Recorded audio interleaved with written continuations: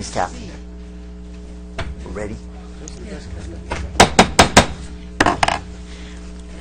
Well, I'd like to thank everybody for coming for our special joint workshop meeting of the Lake Forest City Council and Lake Forest Housing Authority, May 14th. Welcome and thank you for being here.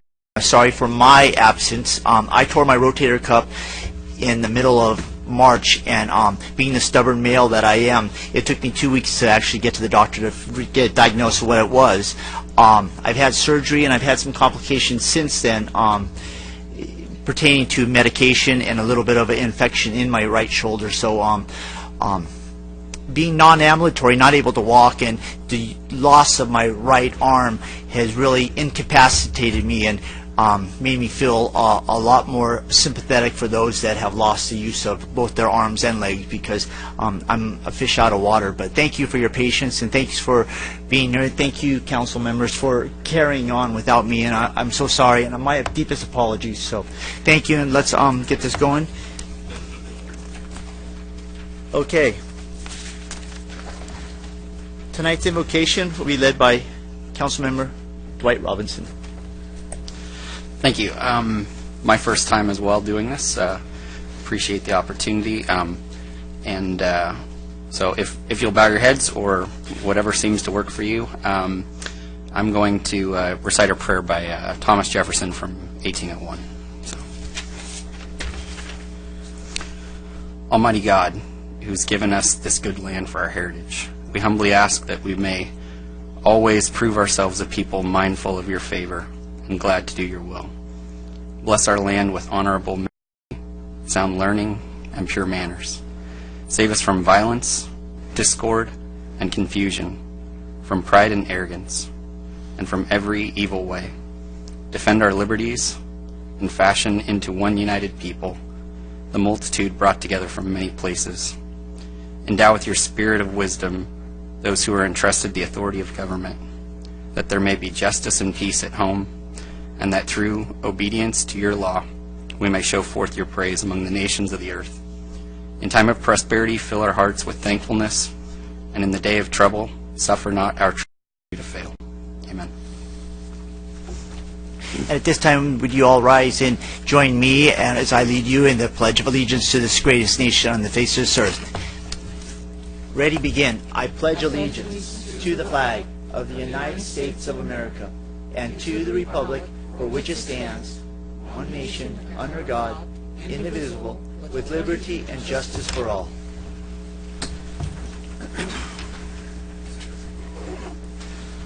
At this time, I'd like to open up the public comment.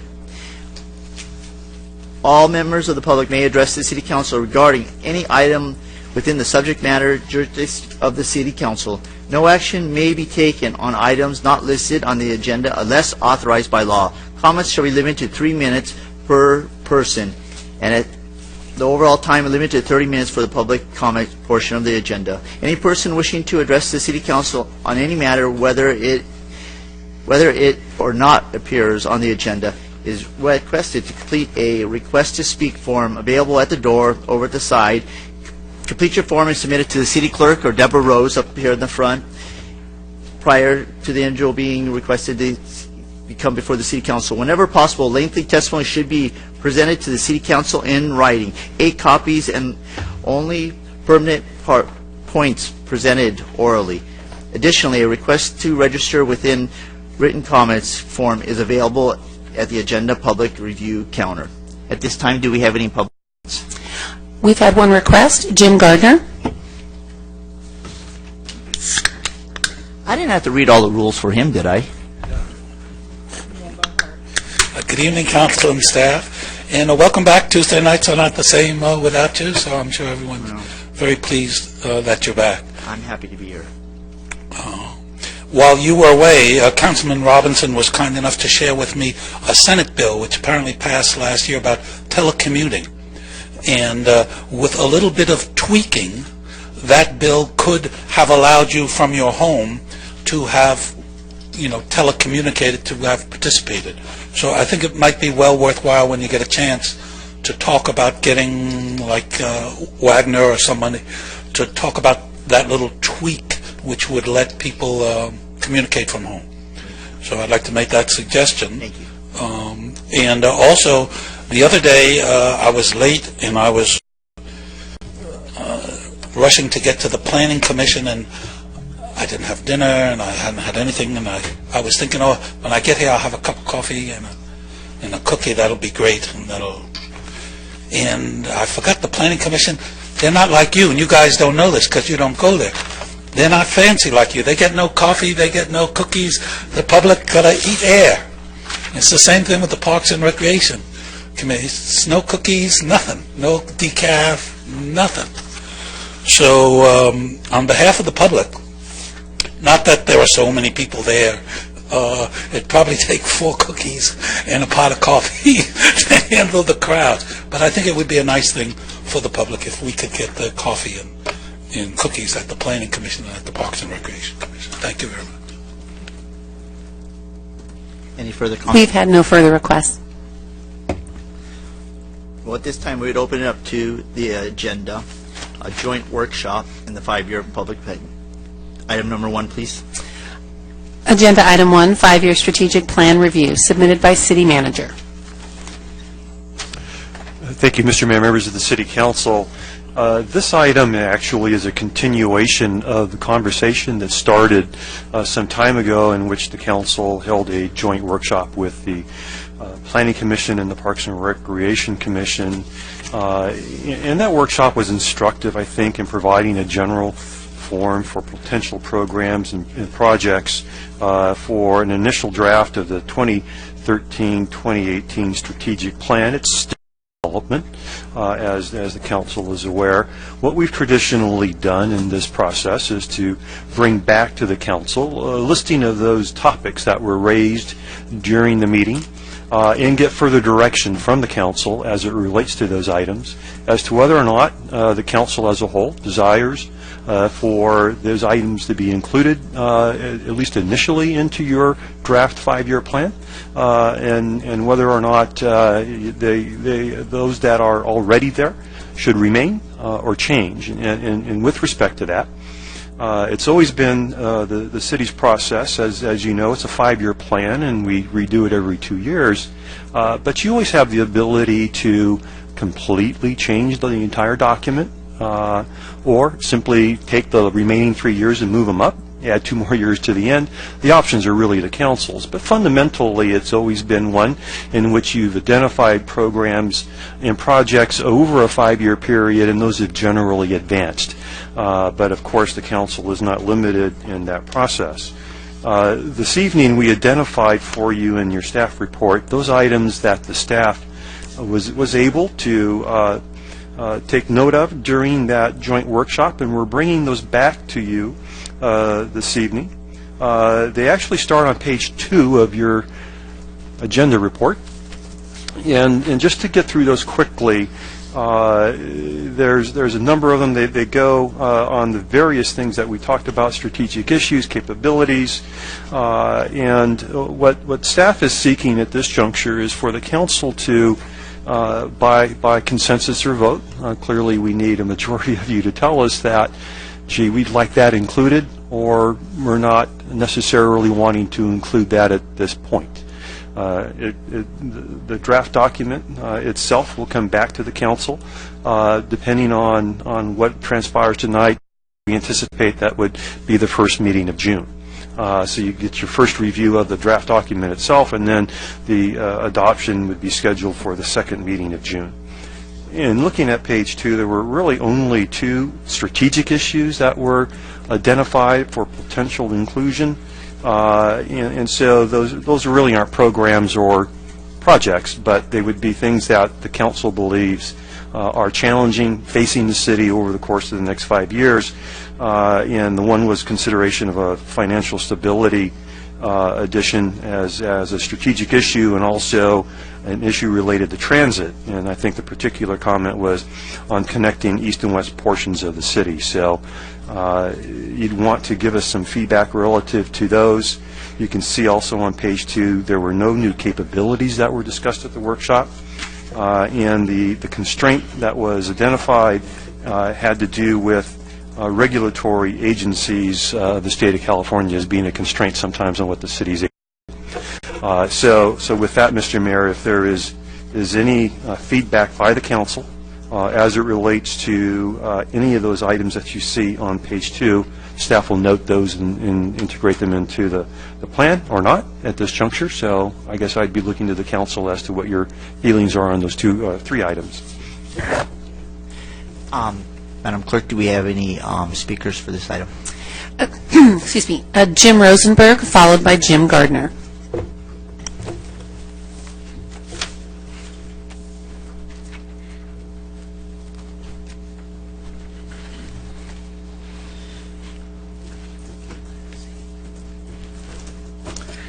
Thank you, Mitch. My name is Jim Rosenberg, resident of Lake Forest, member of the Parks and Recreation Commission.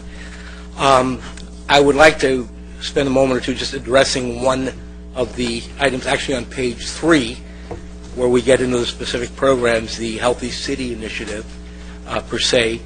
Just to give a brief overview of what it is, and it's something I've championed in the past.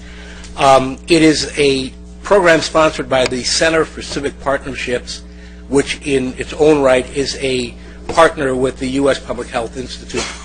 And Healthy Cities is pretty much what it is. In California, there are right now somewhere in the 70 number of cities that are deemed healthy cities.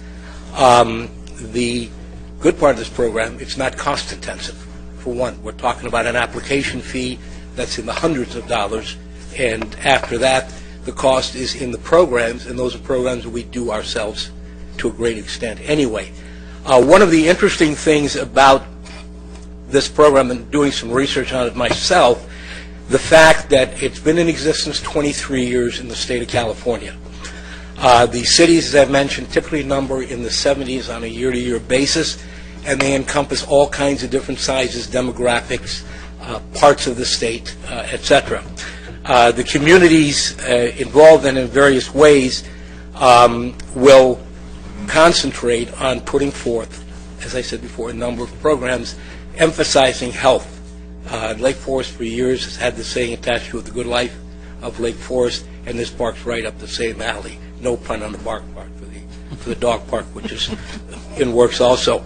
The other interesting fact about the California Healthy City program, in all the research that I was able to do website based on it, in the last 10 years, there has not been one city in southern Orange County that is qualified or has enrolled or been enrolled in the program. In the last 10 years, the only Orange County city I could find is the city of Irvine. So it's kind of like something under a rock that's a good thing that hopefully we could go forward with in looking at doing unique things for the city to put Lake Forest on the map in a bigger light. I think this would be an initiative that I would urge the council to support. Thank you. Thank you. Jim Gardner.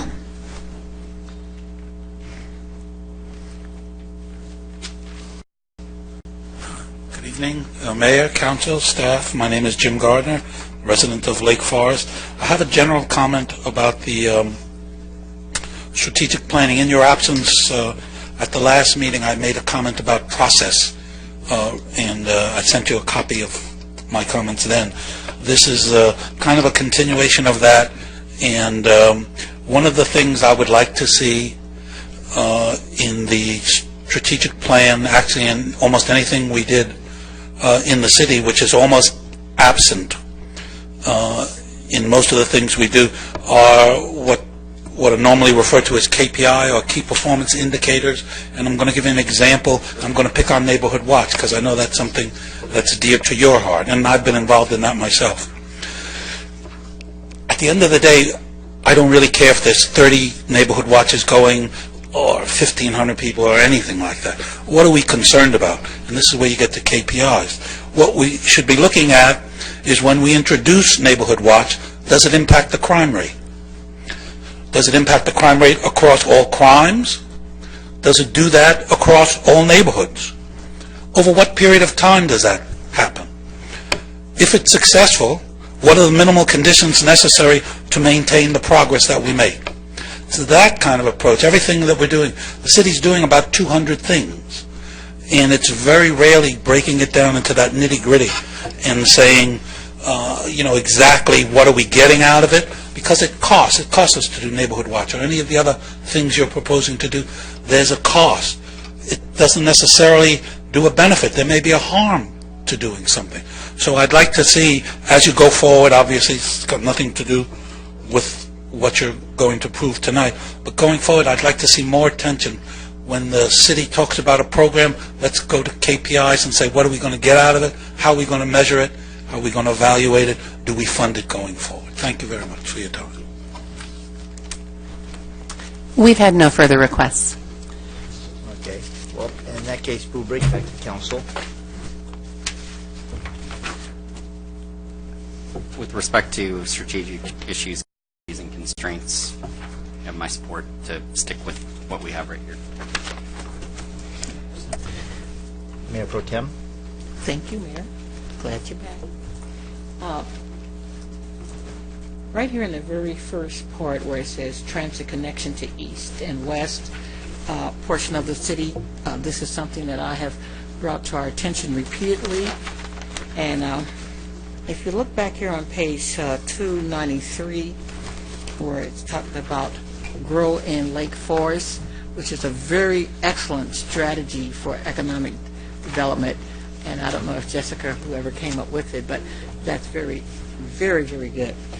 If you look at this joining the east and west while you're soliciting the businesses and the corporates to come together to try and connect, you will, and you look at this and put the two together, if they would, while you're building up the program that you have outlined here, which you did a very good job of it, you will see that while you're at it, if you would fold in on the shopping on both ends, working with each other on both ends and getting some kind of mobility among themselves, like in some of the areas, some cities that we've had conferences in, things, the businesses themselves and corporates, they have some type of little shuttle that get you from one of the spots to. We have the east and we have the west, and getting people back and forth, that taking cars off the road and getting them from one end, one's on here, shopping down here, and vice versa. So I'd like to see it where that's kind of worked into this, because this is an excellent plan, and it would yield even more if there was a way for the two ends of our city to get together. 293, grow in Lake Forest. And if you think about that Grow in Lake Forest plan that we have, it's a plan that would really increase our visibility, destination, and all the different things that a city need to have to stay vibrant. And it's a very creative method to do it. So I feel if we consider holding in the east to west while we're soliciting off the front, I believe that some of the corporates and some of the businesses would step up and say, yes, let's consider that. It may not happen immediately, but I believe when they start working on this, they'll see that's the component that is missing in the Grow Lake Forest, because the Grow Lake Forest is perfect, but then you got to be able to sustain those on each end, and that would help both ends and all that in the middle. Thank you. You're welcome. I guess I'm just not clear, 'cause, here in the strategic issue, it says transit connection of East-West Port. I mean, you're talking about getting into, we run a transit agency, or, No. I mean, what, I have no idea what this is. So I understand the grow part, which will be in, item 3, which deals with economic development, but not this reference to transit. I mean, we don't have any buses, we don't run shuttles. I brought the, do you mind? Because the staff didn't bring that forth. I brought it forth several times on the disconnect, disenfranchise. I'm not looking for us to have here. We got shopping area down on that end, and we got shopping areas up on this end, where it makes those 2 or 3 stops going just circularly doing the shopping time, and they may be willing to do that. Some of the corporates already have buses that sits there until their people get off from work, and they may be willing to do that. Okay, so it's asking the businesses what they may or may not be able to do. Yeah, just throwing it out there and let them kick it around and see what they come back to. I believe if you don't ask, you never get. They can only say yes or no, and if they say maybe, that's a delayed yes. Okay. Okay, well, thank you, and I guess we've got that noted. Thank you. And, okay. Yes, Councilman Robinson? Just to be clear, I don't have any policy moves at this point. I just support the fact that transit, east and west portions of the city is an issue that should be strategic, something that we should be looking at, but I don't support anything specific at this point. I don't think you're proposing that. No, that's not Yeah, on the just table. that it's an issue in That's- town, something yeah, that we should that's not on the think about, table. and- Just shop it when you're talking, when you give me a little presentation. Is that the businesses? Some of the businesses already have little associations and alliances, and there's something that may be a little disconnected that you can pull from both ends of the cities. If y'all ever thought about doing such and such a thing, just throwing it out there and see what happens. You throw enough spaghetti on the wall, some is going to stick. Let's get real. So I'm just saying, let's throw it out there. That's an opportunity. This is an excellent time for us to throw it out rather than shopping it by itself, because we're not going to do it, but they may be considering doing it. Yeah, I agree. I think there might be a variety of options, and I'm open to having the discussion. I think That's all I'm the way I asking. recall it was at the budget workshop, we talked about the fact that we have the sports park coming in, potentially the civic center in this part of the city, and people in that area might not be able to, get to the sports park in the or a east. new civic center or what have you. And so exploring what options there might be, but right. nothing specific or concrete. So, Just okay. throw it out there. Yep. See what happens. Well, I actually have, as all you know, I'm quite involved with soccer. I've got a fourth grader that plays AYSO soccer, and we've been exploring club play. In doing so, we've been to State Cup up in Lancaster, and there's a lot of talk and a lot of excitement with the new Lake Forest Sports Park coming here. I think that's really going to put us on the map, but we have some vacant land here in Lake Forest, off of Lake Forest Drive, that some of the soccer dads have kind of got together and sketched out something that is in desperate need of in Orange County that we don't have enough of, and it's arena soccer. And so as a concept, they brought me a drawing. One of the guys is an architect, and they've been driving to Mission Viejo to try to get playing time in Mission Viejo arena soccer field they have at the YMCA. It's one small, it's not even a full-size regulation field, arena, but these guys have put together, I told them about the Whispering Hills property, and they came on their own and actually drew out a sketch on that, and I submitted it to our planning commissioner, and I don't know if you guys, council, am I allowed to ask a question of commissioners that are in the audience? Sure, if they want to answer them, certainly. Commissioner Jim, could you please come forward, please, maybe, and have you had time to talk to any, or bring that public comments at your Park and Rec Commission? I would like to see us utilize the land of Whispering Hills along Lake Forest Drive. We're moving forward quickly, and they're working very hard at getting our dog park up and going, and I think that this is something that falls into their commission, but I'd like to see us become maybe a hub and a destination for arena soccer also. It's something that Lake Forest would be put on the map for, because we have the land along Lake Forest Drive. Irvine has got abundance of parks. They have some great parks. They have the great park coming with quite a few soccer fields coming, but they don't have any arena soccer. The only arena soccer fields in Orange County, or South Orange County, is Mission Viejo at the YMCA. Rancho Santa Margarita has a small one, and I think there's one in San Clemente. In San Juan. In San Juan. And to just make a comment on that, it's not even worth driving to. It's an older, it's semi-underfunded in disrepair type of thing. So if it's not appropriate, I'll just make a couple of comments on having seen this at our last Parks and Rec Commission meeting. Under our commissioner comments, I took the liberty of distributing the drawing that is coming up your way to my colleagues. We did not have the time to have any discussion on it. Right now, we're fully immersed in the dog park, bring that to conclusions, after which I'm sure this will be something we can agendize. Just a couple of general comments about this idea. It is something that is a quickly growing concept in the sport, for one. It is something that there is an absence of facility for it, especially in southern Orange County, which has one of the largest soccer playing organizational population, depending on whatever level players are playing at, of anywhere in the United States. There are probably over 30,000 youth, meaning from 6 to 19, playing in the sport, and there are probably a good, excuse me, 5,000 adults that participate in some kind of program. So it's a large number of people. What this also offers the opportunity for is something that we almost don't even talk about here, and that's called adult recreation. Outlet for adult recreation for a number of reasons. You're less apt as an adult to get injured in this versus playing full field soccer.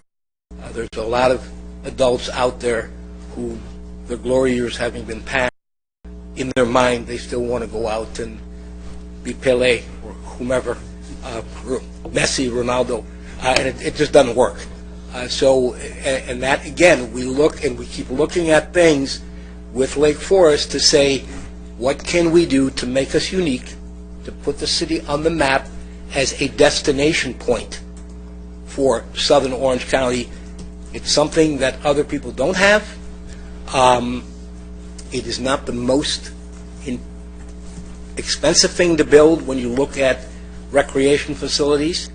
There are grants available through the U.S. Soccer Federation and also possibly through Major League Soccer, which we have avenues that I can provide to explore to see if that is. And the other thing, from a economic development standpoint, the Whispering Hills property is located within walking distance of about 7 acceptable, call them fast food type establishments when people are out doing sporting events and things like that. Again, opportunity to increase their business, which in turn increases revenues that come into the city's coffers. So possibly another win-win situation. But again, something I think that needs a lot more introspection and work from an idea standpoint, a concept standpoint, something to look at. Thank you. Thank you. And on that, I just got an email from our commissioner of AYSO Region 85 just the other night. They are starting a adult an adult for the coaches, an adult soccer league that are in soccer that will be playing on weeknights at the YMCA Mission Viejo. So I'm actually looking at for consensus to put this on into our 5-year. So Well, if I might, yeah. I'm not sure where the property lines are on this, because my recollection is that that Whispering Hills property doesn't take up that entire part, but we'd have to check that. But number two, there's going to be an issue of prioritization. We currently just let a contract for over $33 million for a sports park. We also have Village Pond Park and the dog park, for which we have to fund yet. And so those are certainly two major issues. And then, of course, there's the community center. And so you somewhere in here, we all have great ideas, and we could probably come up with all kinds of things that would be neat to have, but we're going to have to set some priorities somewhere, just as we have been, in other areas of capital projects. So, I think you'd have to also decide which ones you don't want to pursue. You want to not do the dog park and do the arena soccer, not do the community center, Village Pond Park. Actually, I think we have to do that one for a variety of reasons. Village Pond is a must. So, there's going to be a prioritization issue. It is basically what my point is, and that's something that's going to be evaluated. We already have, also a series of new parks coming forward through the OSA projects, one of which we'll probably receive next year through the Shea Toll project. So it's a priority issue. How you want to prioritize it? Mayor and fellow councilman, for me, I don't have to prioritize. When you speak of the three, out of the three, my vote will be for Village Pond until it is completed to the level that we need it to be. It has become to the point that it's emergency, it needs to be fixed. And yes, I would vote for this, and yes, I'll vote for the dogs, but right now, I'm letting you know ahead of time, my vote will be for Village Pond Park. I go past there regularly, and it's my top priority for right now. My vote's not going on anything else but that. That's Actually, this is a concept in the fact vacant lands till, so I'm just putting it out there for a can stay consensus to vacant. put it into what we can put down and figure out what the staff can rein it in and see what we actually possibly are cost-wise. Is that correct? It's not going nowhere. Mr. Mayor, members of the council, what staff would do based on your input this evening is take a look at what ultimately ends up in the 5-year plan, but clearly the first 2 years of that 5-year plan is your 2-year CIP. And that's what you're really going to try to build over the course of the next 2 years. One of the things we would maybe talk about here in a little while are all of the projects that are deferred from previous years. And so this concept or any other new concept, it clearly, as Councilmember Herzog's talking about, is in a competition with a lot of things. And so you always want to match your objectives with your resources, and so what you want to do with the money. And so what we would do is, if the council has a desire for this to be explored, we could take the opportunity to look at it, get a rough order of magnitude of costs at some point, and then you could put it into your 5-year plan, and where it falls in the 5-year plan, either as a project that you'd want to do in the first 2 years or the last 3 years. Things in the last 3 years ordinarily are not funded immediately. They're just identified as priorities. But you could place it anywhere that you wanted to, or into a deferred list entirely. There's no, you don't see the horizon when that would occur. So you have all those options if you want us to spend the time. That's really, I think, the question. Spend the time to sort of get a rough order of magnitude of costs and feasibility. We could do that. That's the council's pleasure.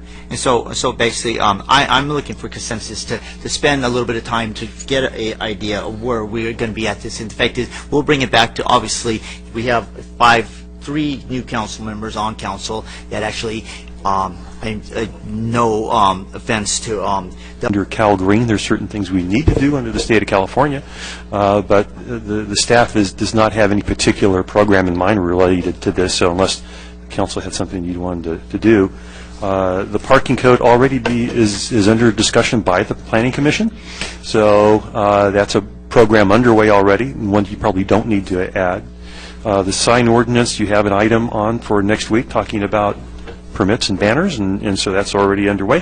The Healthy Initiative is the only one that is not underway, but was one that was raised earlier by Commissioner Rosenberg. Those capital projects, the Dog Run, Dog Park project is already underway with the Commission.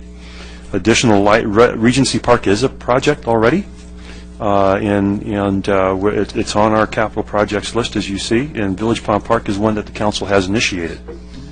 Improvements to Normandale Park, that's one that is out into the future. Clearly, it's a unimproved park site that the city owns. It is, I think, noteworthy that both Normandale as well as Whispering Hills were irrevocable offers of dedication from the HOAs that owned them prior to the city. So the city now owns them, but they were part of a neighborhood that was developed. Improvements at the terminus of Ridge Route, there are a variety of concepts about that. The staff has one that has been exploring that we'd be pleased to share with the council when the time was right. Conversion to light emitting diodes for streetlights and parks. We've been talking with the OSA developers, and we're looking at the possibility of LED streetlights in some of our new communities. Replacing existing streetlights throughout the city is really expensive. So the good news is, I guess, is we're already doing something about that. Doing something that would replace existing streetlights with LEDs would be fairly aggressive, and there are some companies that are doing debt financing to help cities do that. There is some elements to it that we could explore for you, but rest assured we're doing them as somewhat demonstration projects, particularly in the Shea Baker project on the loop roads, not on the interior. In fact, they're not sure they'd want LED lights in the interior of the neighborhoods that they're going to sell. So they're a little bit skeptical about that, but they are supportive of them being on the arterial. Those were the projects and the programs that were identified, and sort of a quick status of what we're doing. If there's anything else you'd want us to do with those, I guess now would be the time to identify that. Or if there's ones that were not talked about that you want to raise now, this would be the time to do that as well. Council? The only thing I'd note, I wouldn't add anything additionally. And, as far as Healthy City, I would not add that at this time. I mean, that would have to be fleshed out a lot more to know anything about it. But I think we should, the Northern Regency Parks, they're right on the opposite sides of the street. I think we should combine that into a single project. That was sort of the intention way back before the sports park came along, and I think we should get back to that. So throughout the documents that we have, they're listed as two. I would combine those and make it a single project, because it doesn't make a whole lot of sense to do one and not the other. And then now with the sports park coming online, now there's even going to be the connection over into the sports park as well. So that'd be my suggestion: is make that a single project. Stop listing it as two. I would look at the money. You know me, the money. Well, it's deferred. I can guarantee that. I'm not yeah. moving it up. Just The as thing far as how is, it's listed. I understand that. I hear you. But the thing is for me, I would look at the money, if it's financially feasible, and in reference to whatever is ahead of it, that's what I would be looking at. And as far as the Healthy City, I can't foresee that as a cost factor. The League of California City, through their community service, I used to be on that policy committee, they have been soliciting cities to do healthy cities for many, many years. I've only been aboard for about 19, and they were doing it before then. And when I was on the board, that was a push, and a lot of cities on the northern end and outside of our county does have the Healthy City Initiative.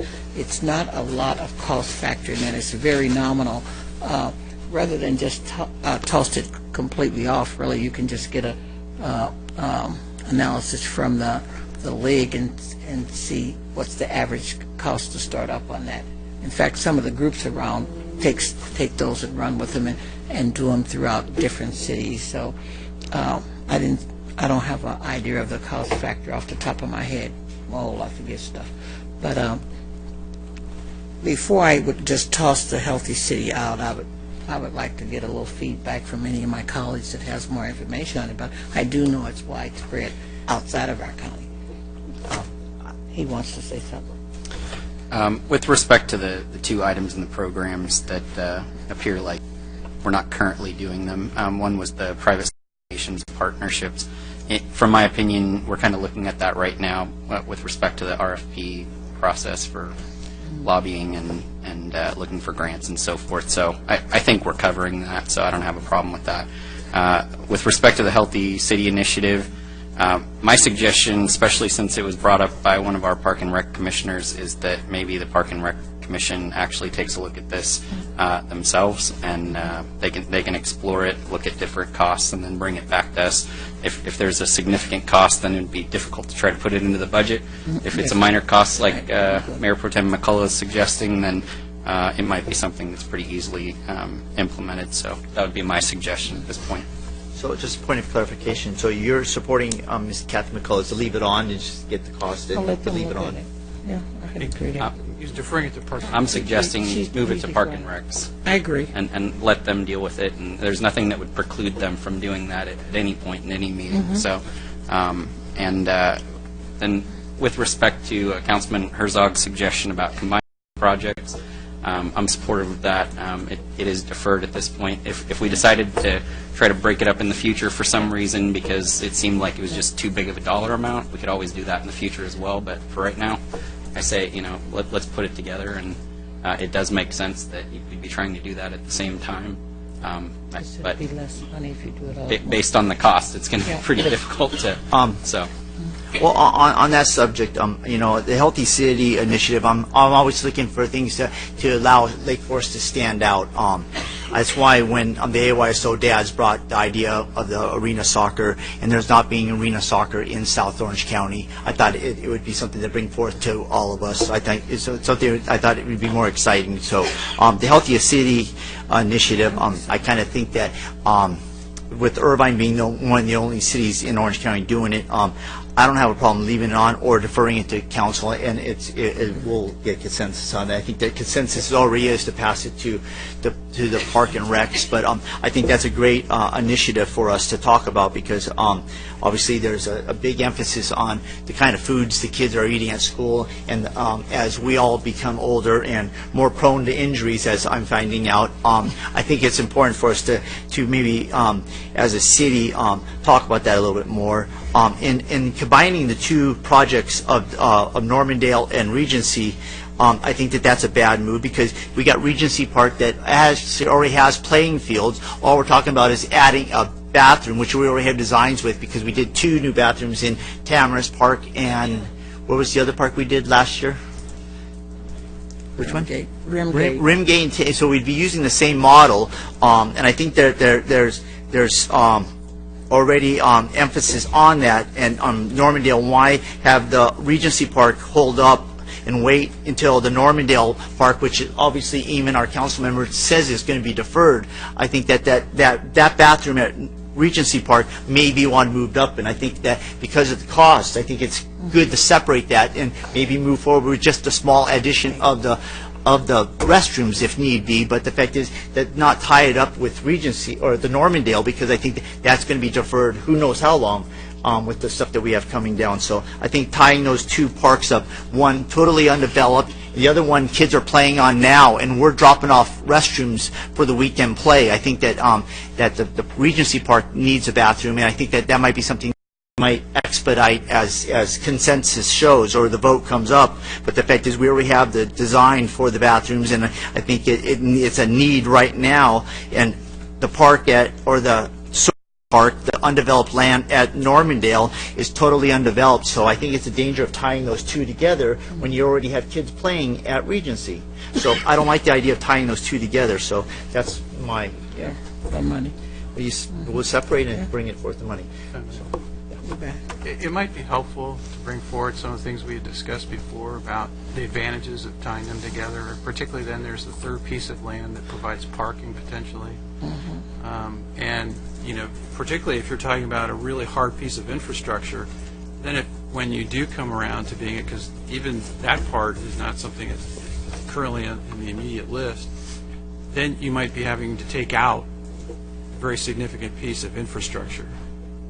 So, you need to also look long-term, as well as just not, something for, this immediate section. So I think it might be helpful to provide some of the background information, because that's where we were moving it forward on, was to move that forward. Then the sports park fortunately came together, and that's why it was deferred. And so actually even the Regency Park aspect of stuff would continue to be deferred in light of the other items.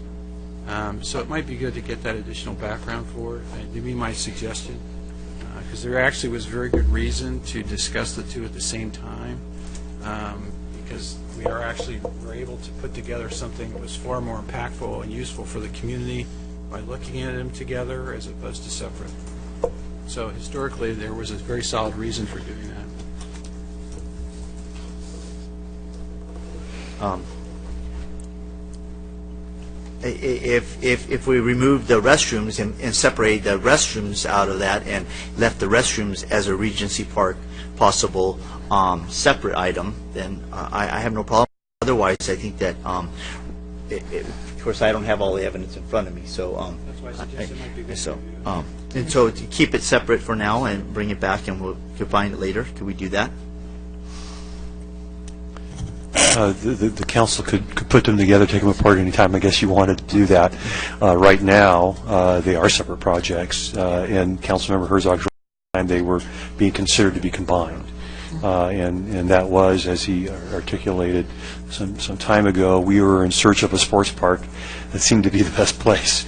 But we found something else, another place to do that. And so those projects clearly have moved to a deferred list. The Regency Park though, has some funding that's been in the CIP related to bond money that we're needing to chase from the previous developer of that, the Wheeling Lion Company. And there is another piece of land in that general area that was alluded to that was being conceptualized at that point. If the council has a desire to put them together, we could do that, bring it back as part of your 5-year plan.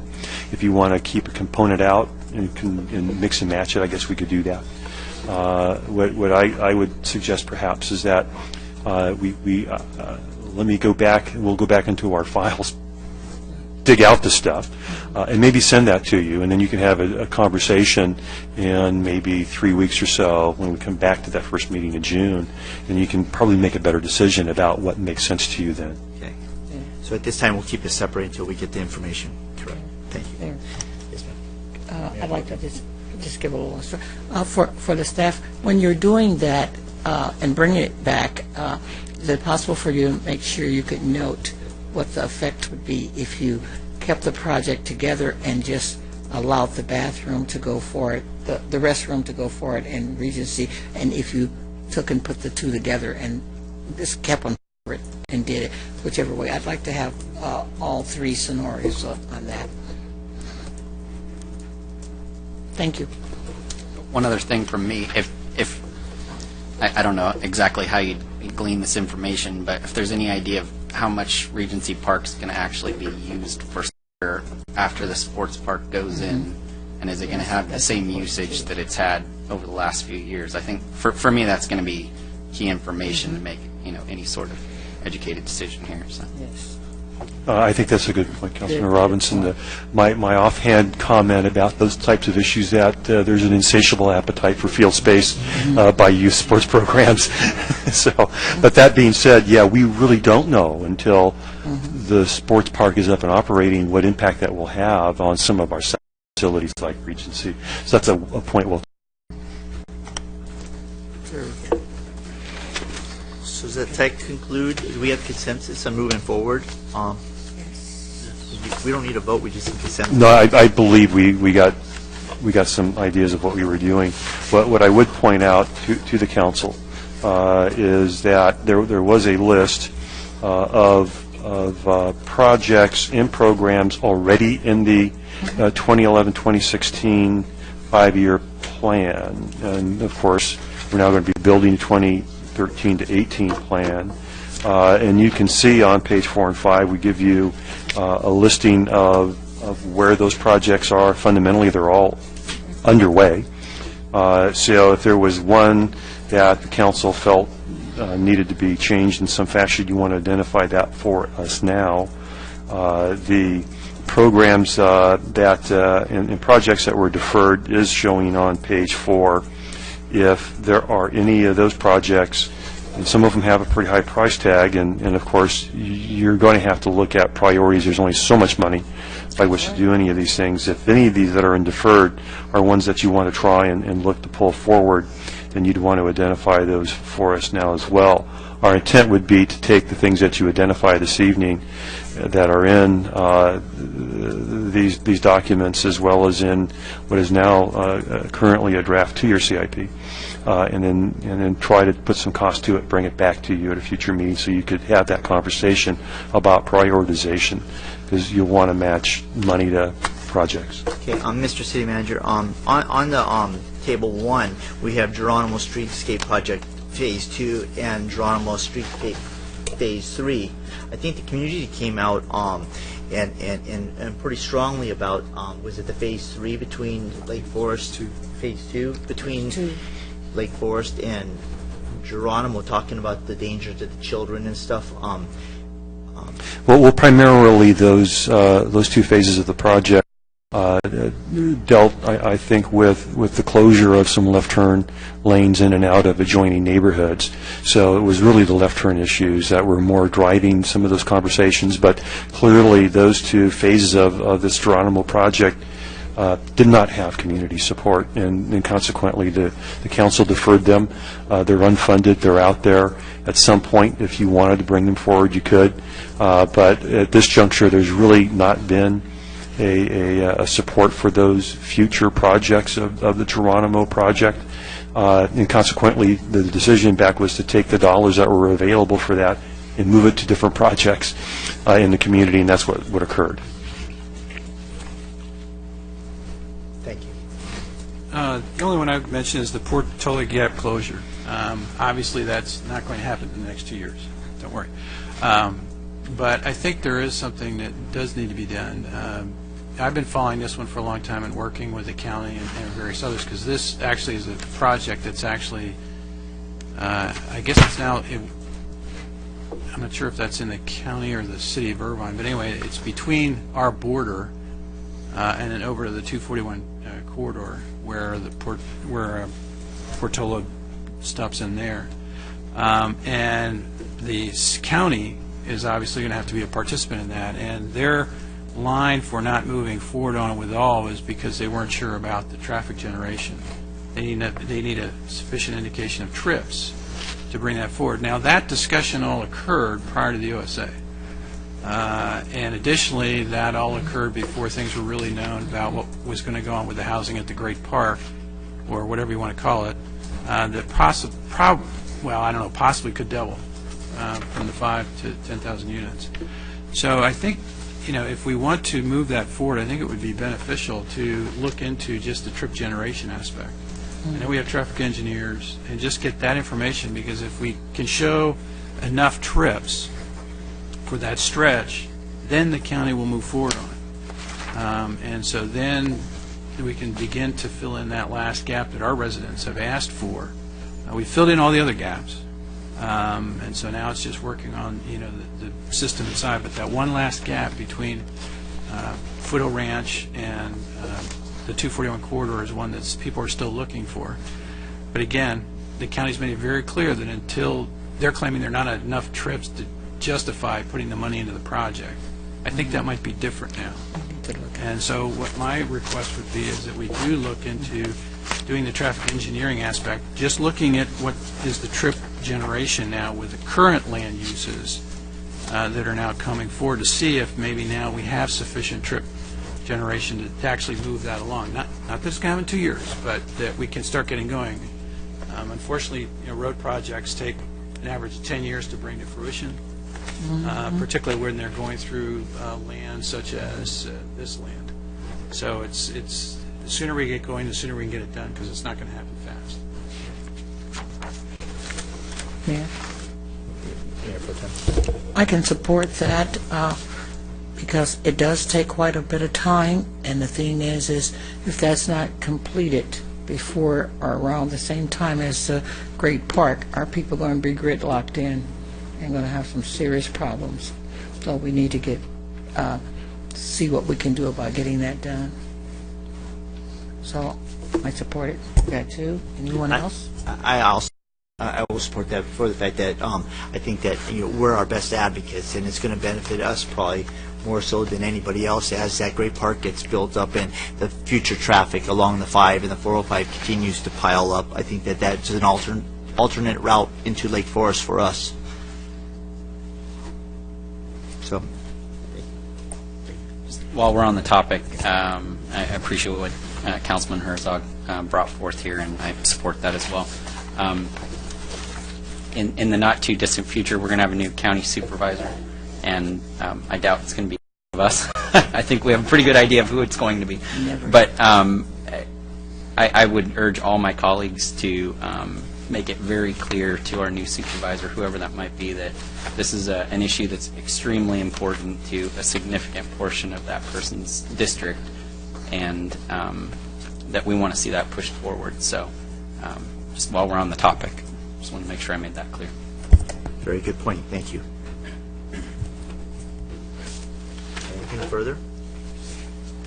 If you need anything more from us?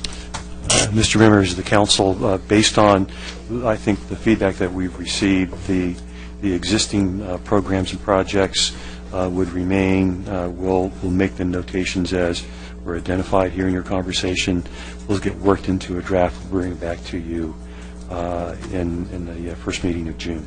So with that, I think we're done with this item, and we'd be moving on to the next one for this evening. One more thing. one more thing on behalf of Mayor Pro Tem. I was just, my eyes fell up on the ADA, and I didn't get a chance to ask this. On our ADA ramp improvement projects, is that completed, or where does it stand? I know that some of that we had to fast forward because of the new rule that came out, and some things had to be changed. So where are we as far as off or on mark with that?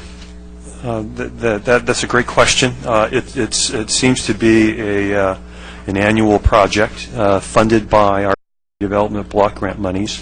So our approach to this is to do as many as we can with the dollars that are allocated through CDBG on a regular basis. There's a project in the draft budget for that very purpose. I'm not exactly sure. I have to defer to Mr. Wheeler if he off the top of his head knows. I think we're going to like phase 7, and honestly, I'm not really sure how many phases there may be. We're higher than that.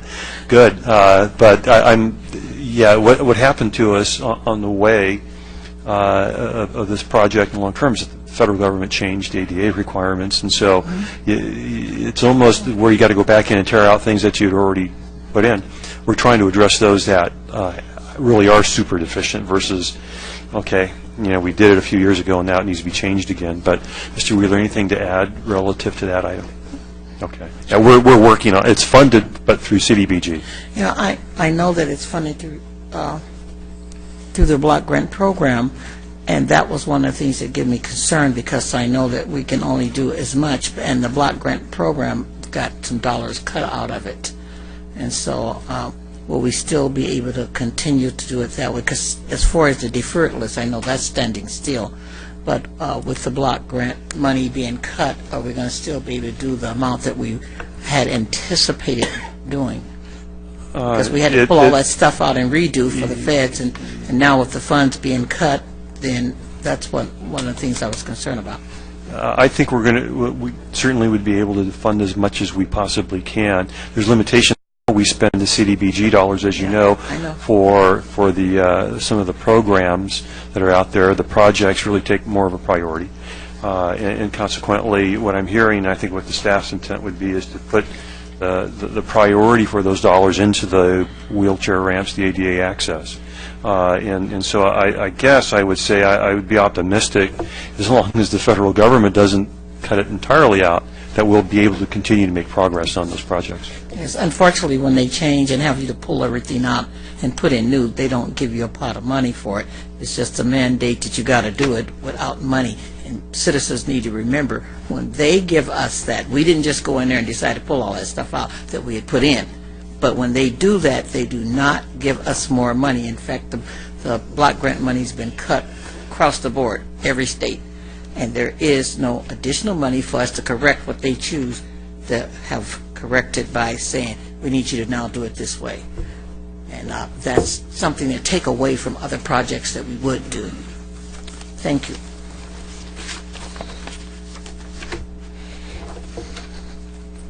Madam Clerk. Agenda item 2, fiscal year 2013-14 budget workshop, submitted by the Director of Finance, City Treasurer. At this time, do we have any public comments? We did receive a request to speak from Gardner. Jim's coming. Are you deferring? Yeah, I'd never like to speak more than 3 times. Okay, we're going to remember that and have them speak Okay. 3 times in a row. We'll take that duly noted. You can try 2.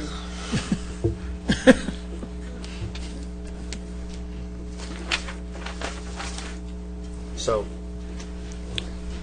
Well, Mr. Members, Council, if there are no public comments, then we'll get going on this. I have a very brief introduction, but I'm going to actually defer to Mr. Neves here shortly, because he's worked really hard on his slide presentation, and I know he'd be seriously disappointed if he didn't get the opportunity to provide it to you. But just as a preface, this budget's been developed based on certainly the 2012-13 budget.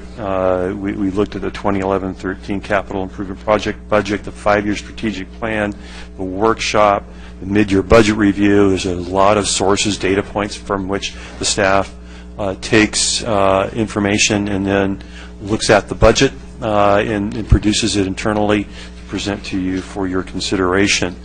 I won't steal any of his thunder, but our intent is to go through. I'm not going to do it. So you hold on. You gave me that look like, yeah, okay, sure. You want to go through clearly the city's budget, but also the housing authority, because you are jointly meeting, and there's an interesting way to that. I'll let him talk about it. And clearly, the 2-year CIP, our process this evening, as we see them, is for Keith to go first. Then there is an exhibit to this item that we provided that identified 4 items that the council had provided us as direction over the course of the last year that you wanted to talk about concurrent with your budget workshop. So they're here for you this evening for that conversation, and I'll be doing that portion of it with you. Then our recommendation is that, as you have in the past years, and there may be any other ways by which to do this, but traditionally you've gone and asked for questions and any comments related to each individual department budget, and any feedback that we get as it relates to that. If there's none, that's fine. If there are, we'll take copious notes related to that, and then bring you back a draft budget. And of course, we'll do that for all 3 of the budgets that you have for this evening.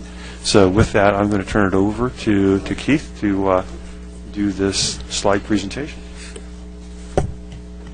Good evening, Mayor and members of the City Council.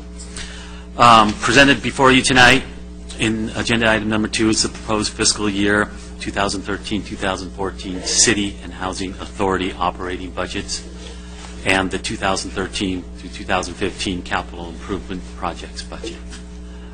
We'll be going through about 25 slides, walking through each budget, revenues and expenditures, and we will answer any questions at the end. So as we go with the slide, we're going to start with a little review of 2012, 2013, some highlights, what's going on right now. The city is in solid financial condition. Our 40% reserves are fully funded. Revenues are exceeding expenditures in most categories. And we should come out with a surplus at the end of 2012-2013.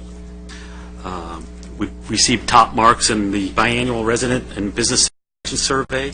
95% of the residents and 92% of the businesses are satisfied with the way the city is moving forward. Also, we have almost $7 million worth of streetscape projects were finished in 12-13. That was El Toro, Geronimo, Tribuco, and Rockville Boulevard. Public Works is finalizing the grading of the 86-acre sports park right now. As you know, you signed a contract about a month ago. We will start construction on that sports park. That will take approximately 12 to 14 months, so it will go through fiscal year 13-14 and into 14-15. And then we are continuing with the dissolution of the redevelopment agency, the Lake Forest Redevelopment Agency, and the liquidation of assets and securitize of the remaining debt that will be paid from remaining tax increment. And then the second Shop and Dine was attended by over 1,000 community members this year in 12-13. The city also finalized the agreement regarding the expansion of the Music Jail. And just a tip of the hat, the Guinness Book of World Records for largest skateboard lesson was at our skate park this year. So that's now in the Guinness Book of World Records. Moving forward to fiscal year 13-14, the city will continue to maintain its strong financial position with a balanced budget, with a strong surplus. General fund revenues are projected to exceed general fund expenditures by roughly $1 million. So we will be putting away another roughly $1 million into fund balance going into 13-14 on the projections. We will continue construction of the sports park and the civic center. And the recreation center. Like I said, that's a 12 to 14 month process. We will continue the advanced planning for the civic center. and continue with that process. And then we will also improve traffic flow and circulation throughout the city in some of the new CIP projects in the 13 through 15 CIP projects budget. This is kind of your balance sheet of the city, all funds budgeted for 13-14. Beginning balances, you have roughly $61 million in beginning balances. Revenues coming in this year look to be around $65.8 million. And the expenses are broken down into two categories, operating and capital. Operating looks like to be about $39 million in all funds, and capital is $35.7 million. And of that $35.7 million, $33 is for the sports park. So that is your biggest project this year, and probably your biggest expense that's happened ever in this city. Looking at revenues less expenditures, you're gonna use about $8.8 million in fund balance.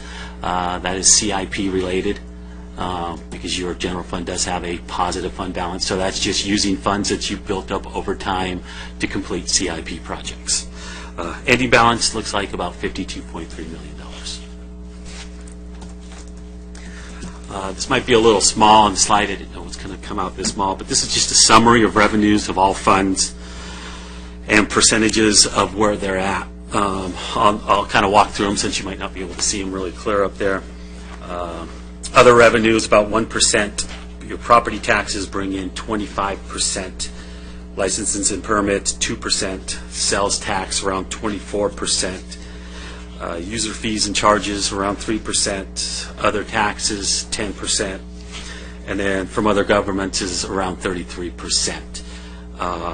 What I can do is I can shoot everybody a copy of the slide on this so you can see it clearly if you can't see it up there. It's in our budget.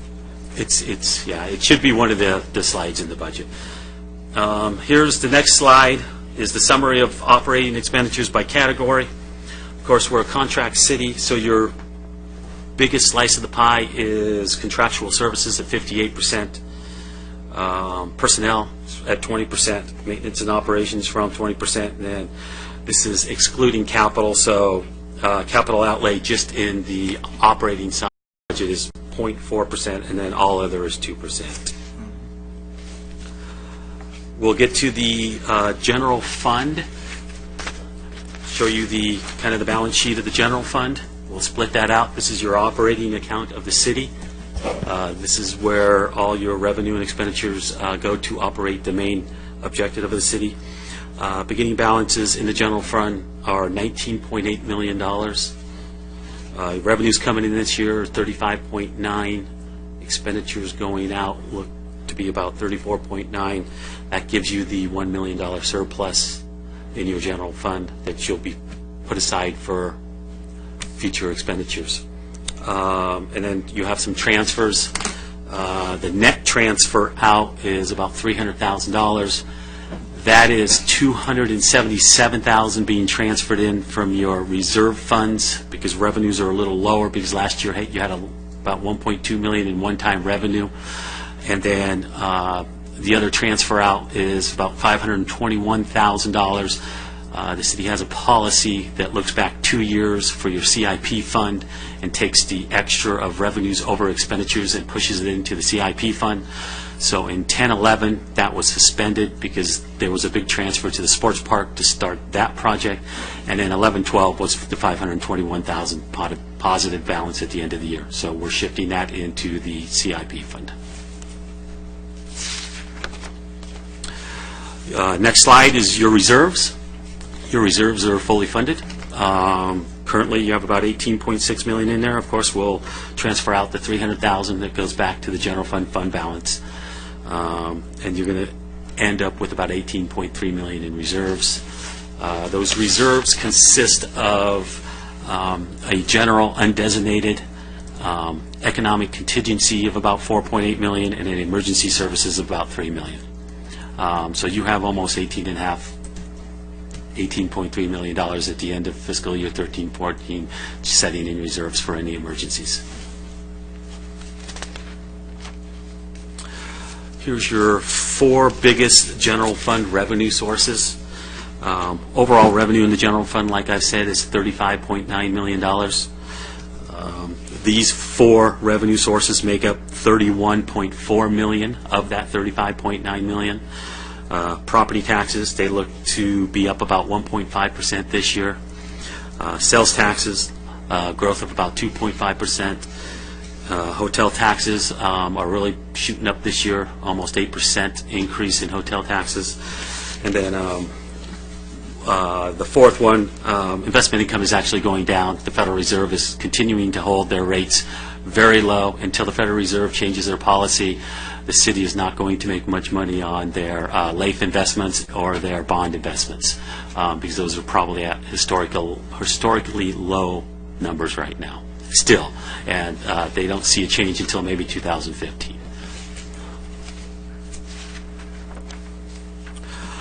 Some of your general fund expenditures, roughly $34.9 million, operating $34.7, and then just a small amount, about $200,000 for capital. Most capital is either furniture, chairs, or IT replacements in the general fund budget. Very little capital.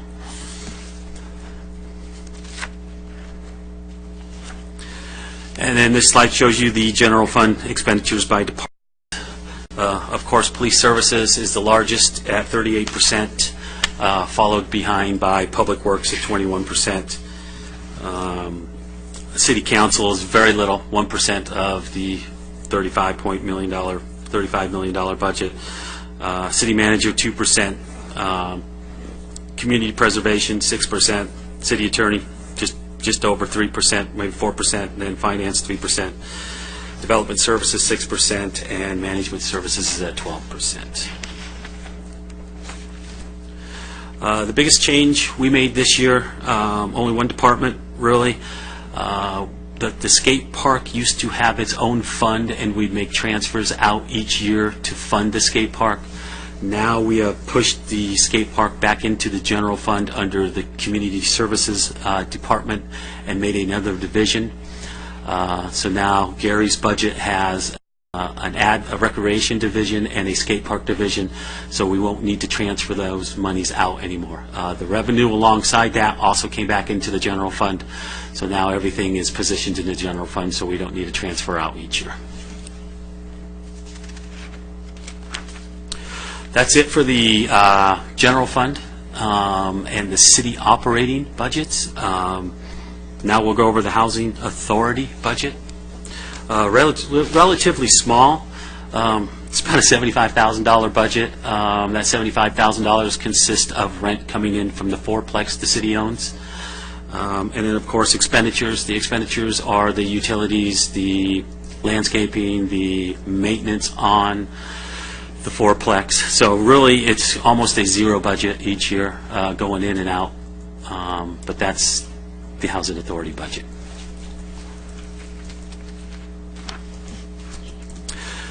And then, of course, the capital improvement projects. This is only a proposed capital improvement projects budget for our not fiscal year, but 2013 to 2015. Total expenditures in this is $49.8 million. Of course, the biggest expenditure is the sports park.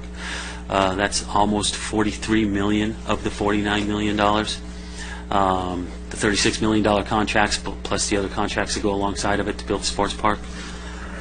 In 2013, 2014, you look at $35.7 million, and 2014, 2015, you're looking at about $14.1 million. I kind of broke it down by about 4 categories. Won't go through each and every project. But streets, you're looking almost to spend about $3.6 million.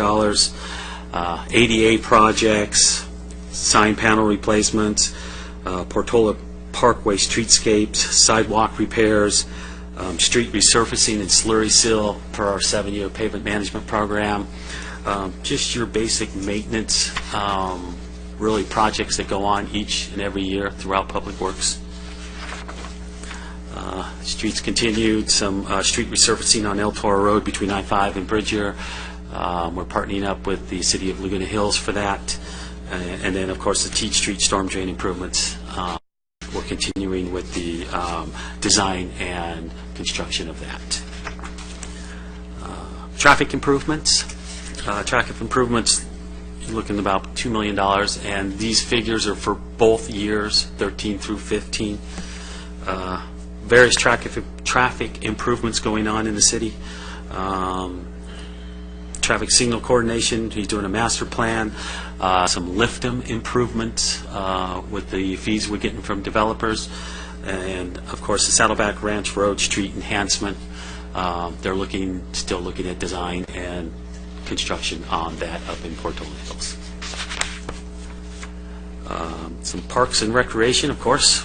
This is the biggest number of the CIP. It's a Lake Forest Sports Park and Recreation Center.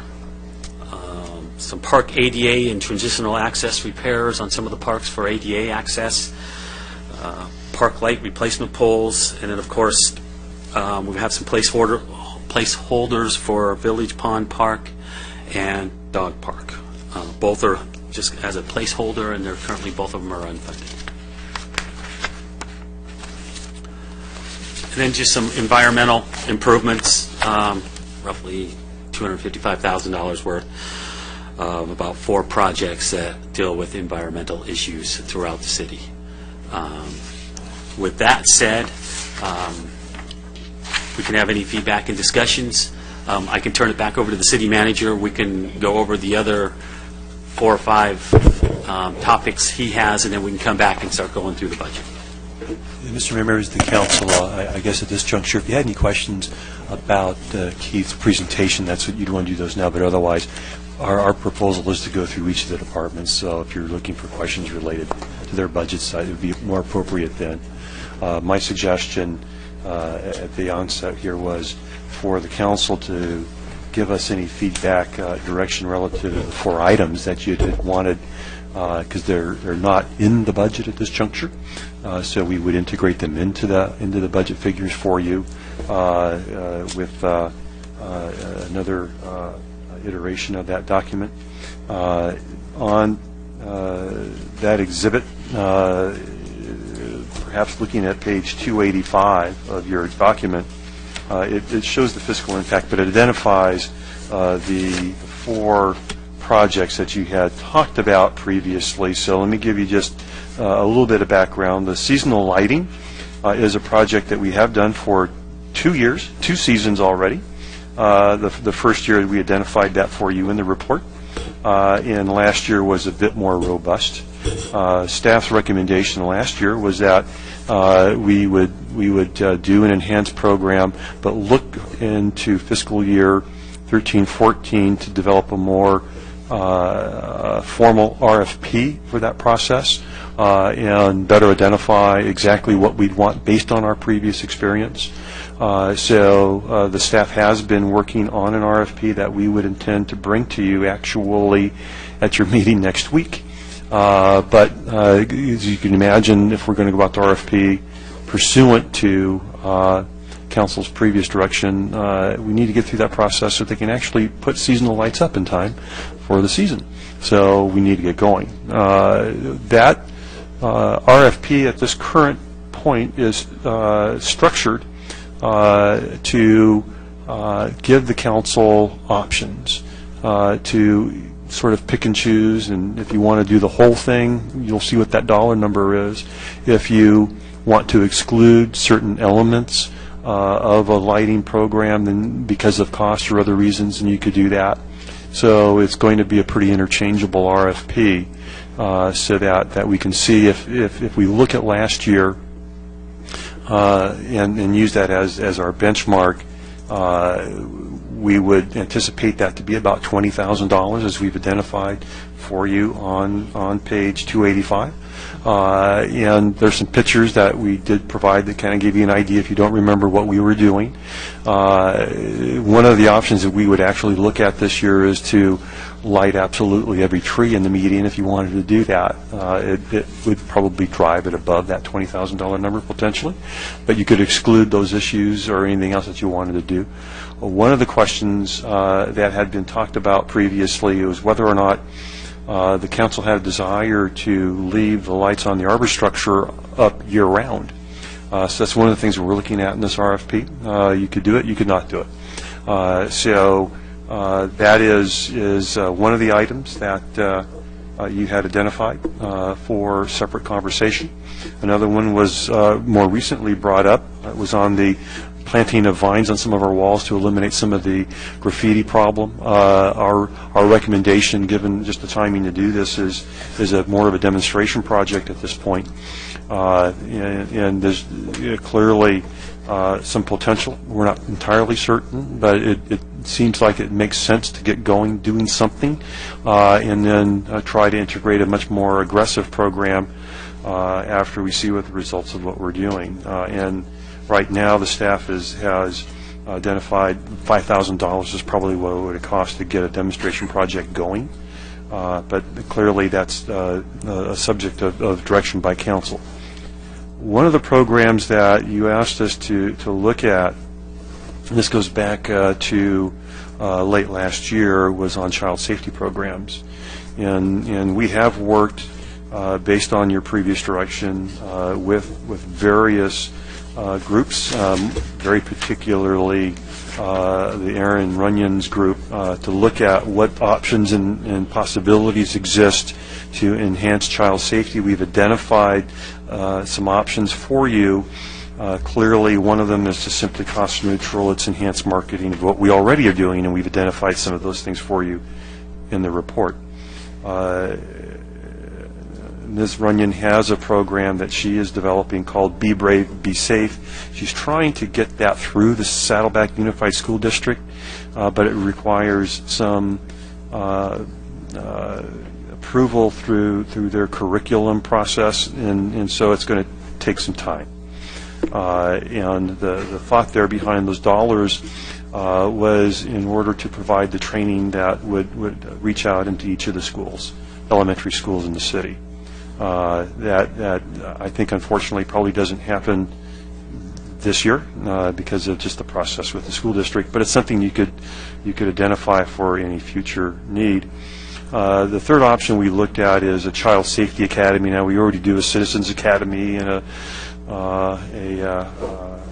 emergency preparedness academy, so the staff conceptualized a child safety academy, about $3,500 per offering. We've identified that for you.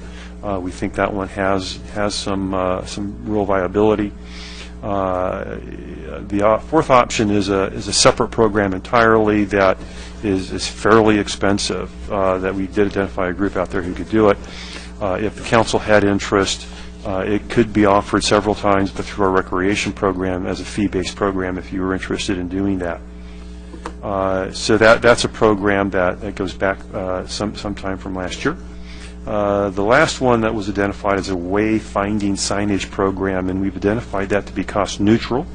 As we indicated, we were coincidentally approached by BIA and some of our OSA developers about creating a wayfinding sign program. And the mayor had also identified this as a need for the new neighborhoods that are coming into Lake Forest. We have met with BIA and others and look to have a program that would I think be beneficial to obviously the new communities within the city, but also identifying ways to find existing facilities throughout the city, like the skate park or the new sports park.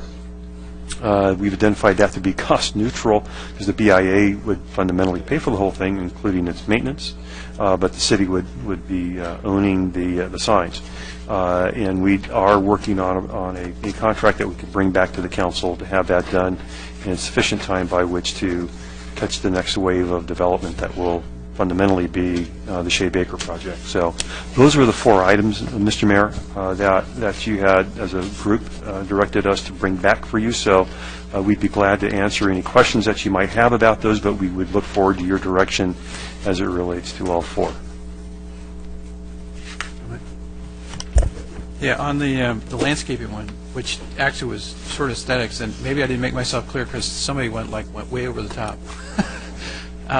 The only thing I was raising was on city-owned walls and putting vines on the walls, not adding plants in front of walls or anything like that at all. So basically, all of page 282 you can do away with. That was not the intent at all. And basically, the way it came up is if you go down El Toro Road, particularly the new wall we built there between Muralins and that, well, then when the commercial area starts, we built that big wall and put vines on the walls, and there was 2 cuts there that apparently didn't take. You just need to put some vines in it.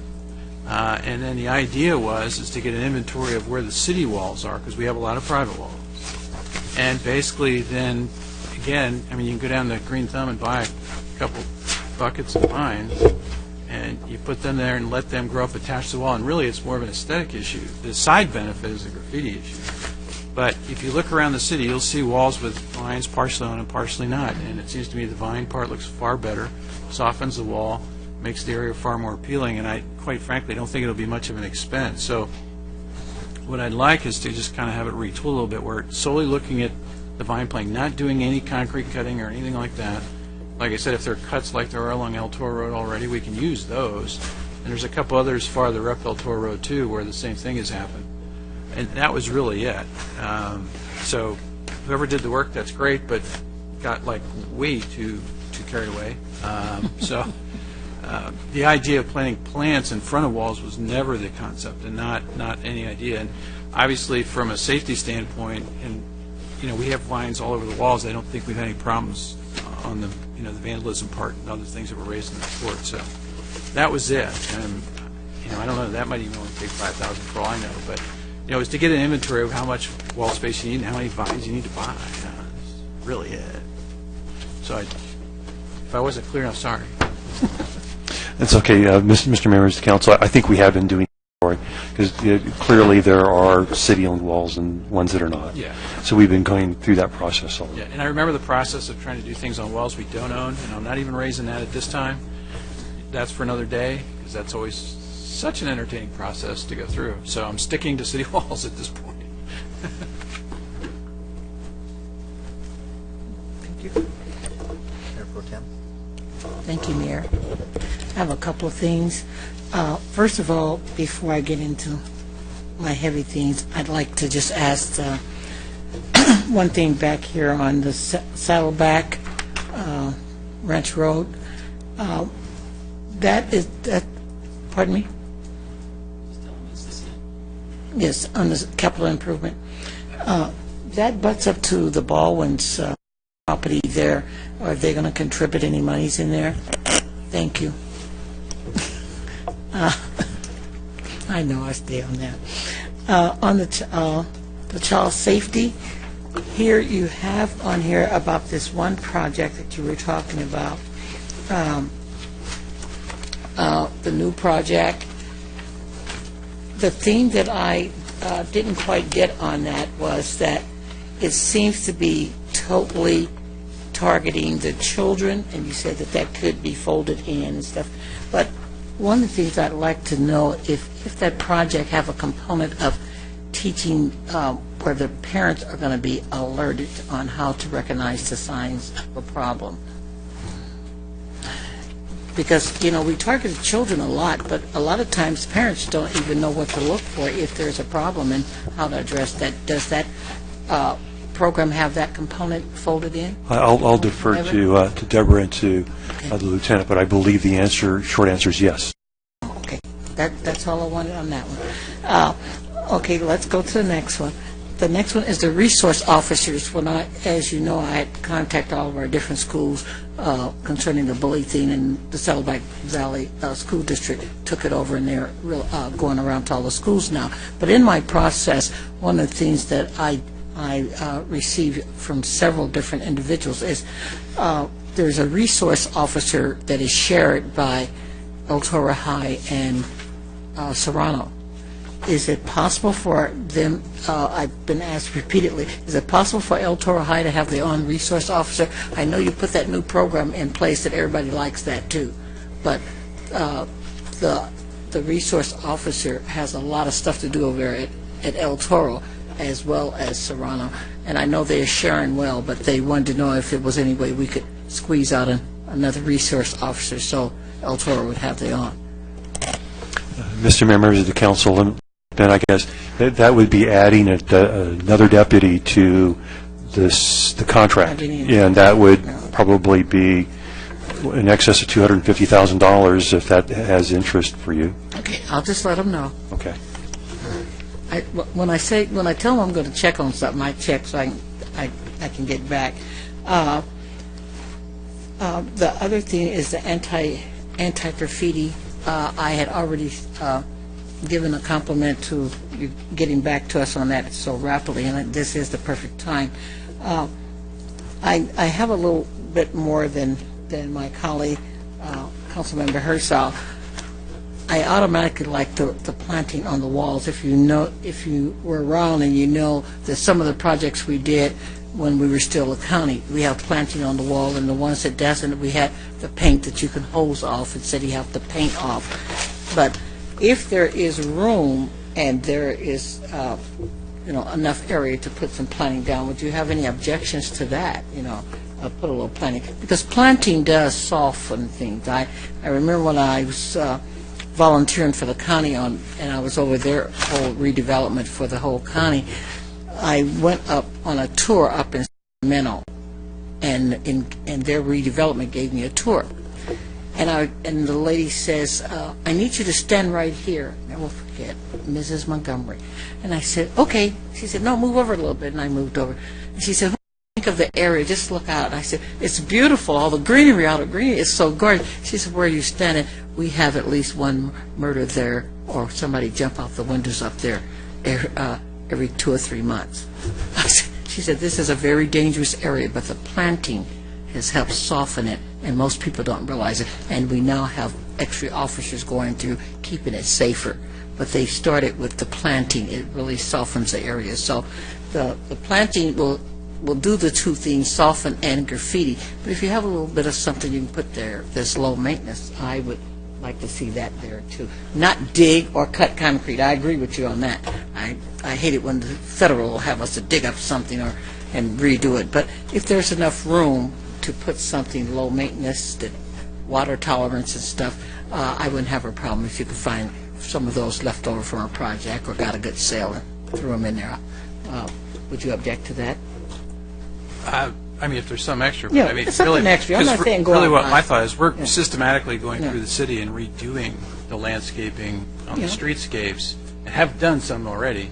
So really, I was kind of viewing it, if there was going to be any actual planting like that, Yeah. that would be tied in when we go through the streetscape circuit, if you will, that we're doing through the entire city. So I wasn't really getting into that now. Now, see, I Save was a that little- so it's all yeah. tied in. Well, see, I was a little reversed on that, Correct, so. Peter, because I was thinking since you're there put the planning in there for the wall, then you might as well throw that on in there, and you don't have to put that on the list. You can just Well, waste that having off. planted a few vines, you dig a little hole about this big, Yeah, I know. and it's in. As opposed to... Yeah, then you must go like this. You got to do a little bit more than that, Peter. Okay, that's the end of my. Oh no, my one important one, the arbor. I would like to see arbor, both of those arbors with lights 24/7. I know in the daytime you can get the ones that in the daytime the sun stores it up so you can keep it on at night. Because we have a little problem. Our sheriff our chief can attest to that there are some homeless that wants to occupy it, and they feel that it's public property and they want to take ownership to it. If the lights are on at night, that would deter a lot of that, and it also looks good. And maybe we can get some lights that by their solar can be ran by solar to save us on electricity. But if not, I think it would be excellent if we consider 24/7 on the lights in the arbors themselves. I'm not talking about all the rest of the things around there. That's y'all's option, but that's something that I feel that we need to look into, and that would solve two problems: beautification and solve the problem of occupying. That's all. So are you looking for consensus for that? Yes, I am. I actually think that the arbor and the bus stops actually look really very nice. I too would like to see those maybe year round, and just for the holidays, just maybe do the trees along the center. But I would support that. Thank you. I do have one thing on that RFP. I would like for us to be very specific. I know the mayor brought this to us when he first came aboard, and I'd like for the graphs of how the light's going to be done exactly, some little sketch of that, so we won't have any confusion. That is very clear. That we're going to do these trees, and that way it won't get messy, because it did get a little bit messy last year. That is exactly our intent. Thank you so Councilmember very McCullough. much. Keep the stress out of it.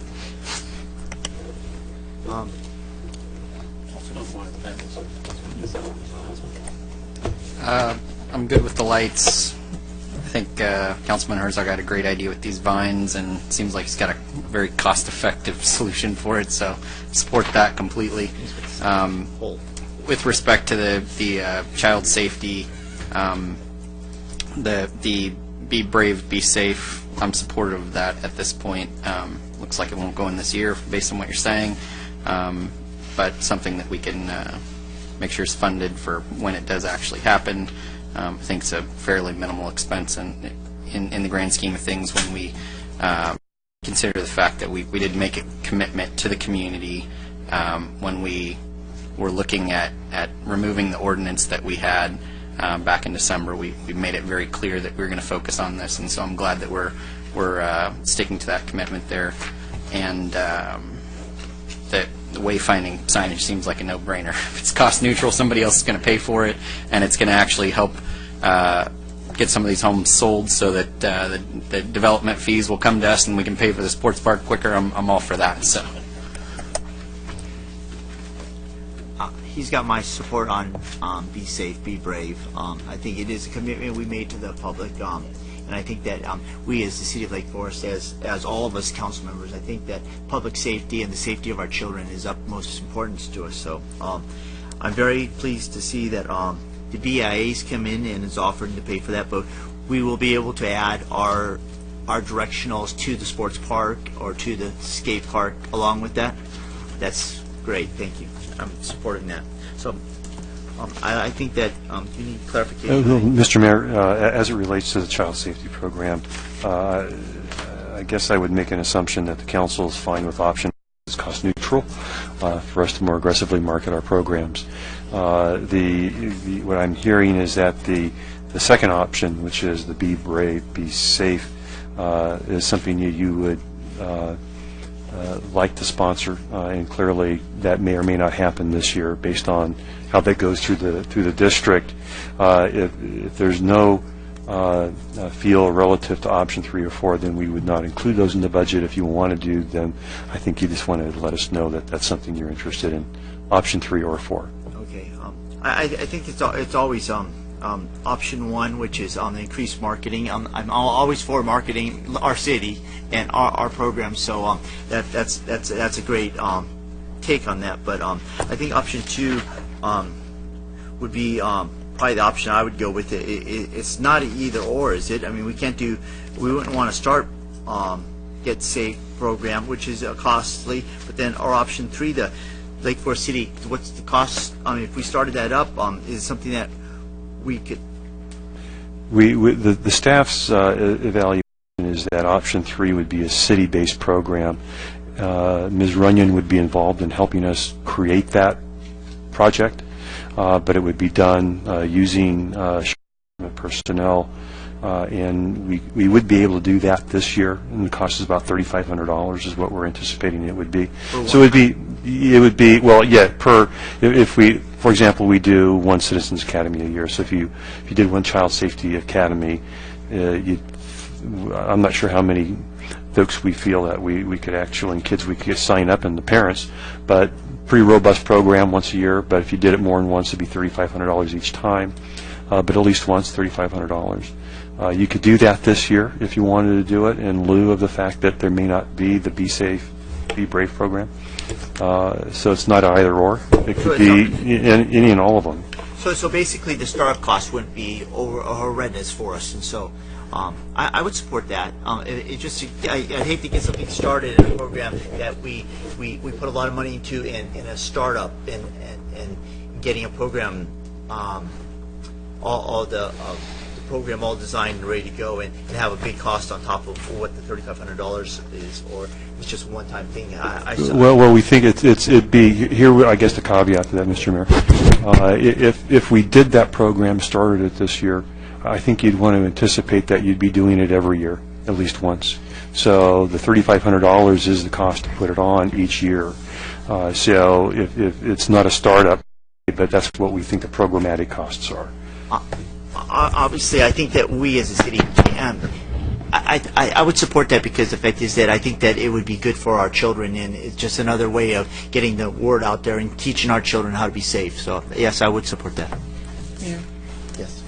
I would support that for several reasons, but also we did give our word on that, and so we're taking and following through with our word. So we need to, that should be automatic. Once a year is fine at this time, and I don't feel that's a large price to pay. I feel that when we tell the public that we're going to do something, we have got to be men and women of our word, because we're speaking for every citizen in this city when we give our word. So we have to follow through. So that shouldn't even be an option of discussion. Just that should be a done deal. So I think you got your consensus there.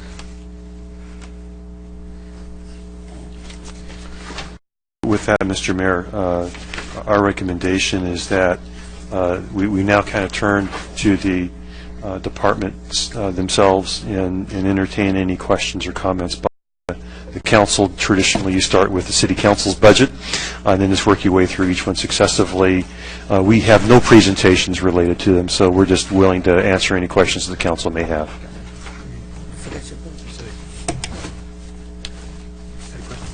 Yes. I guess we're starting. I was on the city council budget, the last item there, voting system in council chambers. I don't remember where'd that come from and why. It's staff, so that's the quick answer to that. Our suggestion, I guess, and it's clearly for you to act on, either say yes or no to, is a lighting system in which votes are recorded by members of the council, and they're all exposed at one time, and it's just easier by which to keep track of how that is occurring. Oftentimes there is some confusion as it relates to whether or not a certain vote went a certain way, who did, and consequently this makes it abundantly clear unless you do a roll call each and every time. So it's just a program. You see that in a variety of cities. If you have interest in it, we've included it. If you don't, then we certainly take it out. Okay. All right. I certainly wouldn't get too excited about it, because obviously when we build the new city hall, obviously we're going to have all kinds of stuff in there, and Yes, that would be the idea. Yeah. it sounds like this would be a, shall we say, a loss leader. Well, we would hope we'd be able to take the transfer of the system with us, but yeah, certainly one, much like the video recording, you could defer that until such time as you actually rebuild a civic center. Just one comment on your lights. Do not buy the type they have at the fire authority. Even the staff gets confused on it, and it doesn't always work. So please look at something else, because that's a mess. On that note, Mayor Pro Tem has to take a break. Could we have a little recess here? Needs to say, you have to talk some more. Okay, so,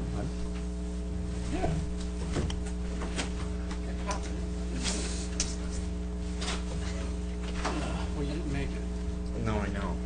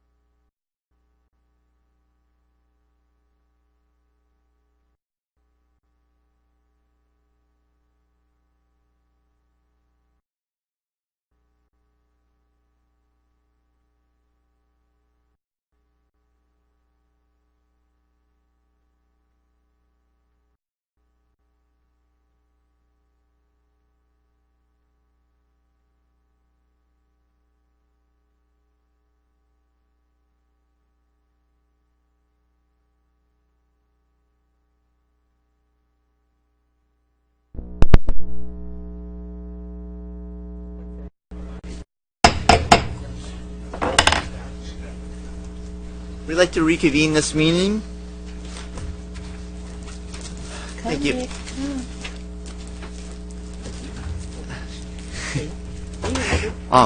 And where were we?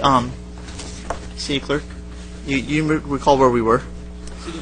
You were on the, had just, I think, finished the city council budget. If you didn't have any Okay. other questions, then you'd be For moving the- manager. the divisions, yes. Departments. Yes. Council? So what, the next one's the city manager's department? Yes, it I would. think we just disbanded. Do I have a vote for that? Or? Just to see if anybody's awake.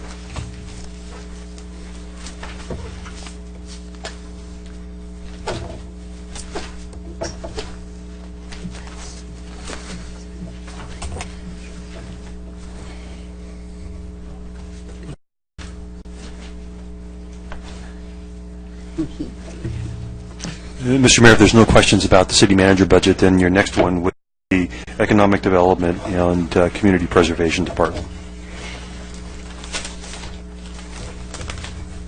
I did have one question here.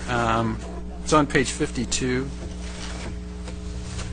And this is still under the all divisions, although it's broken out in the Housing Division 2, and that's the Saguaro relocation.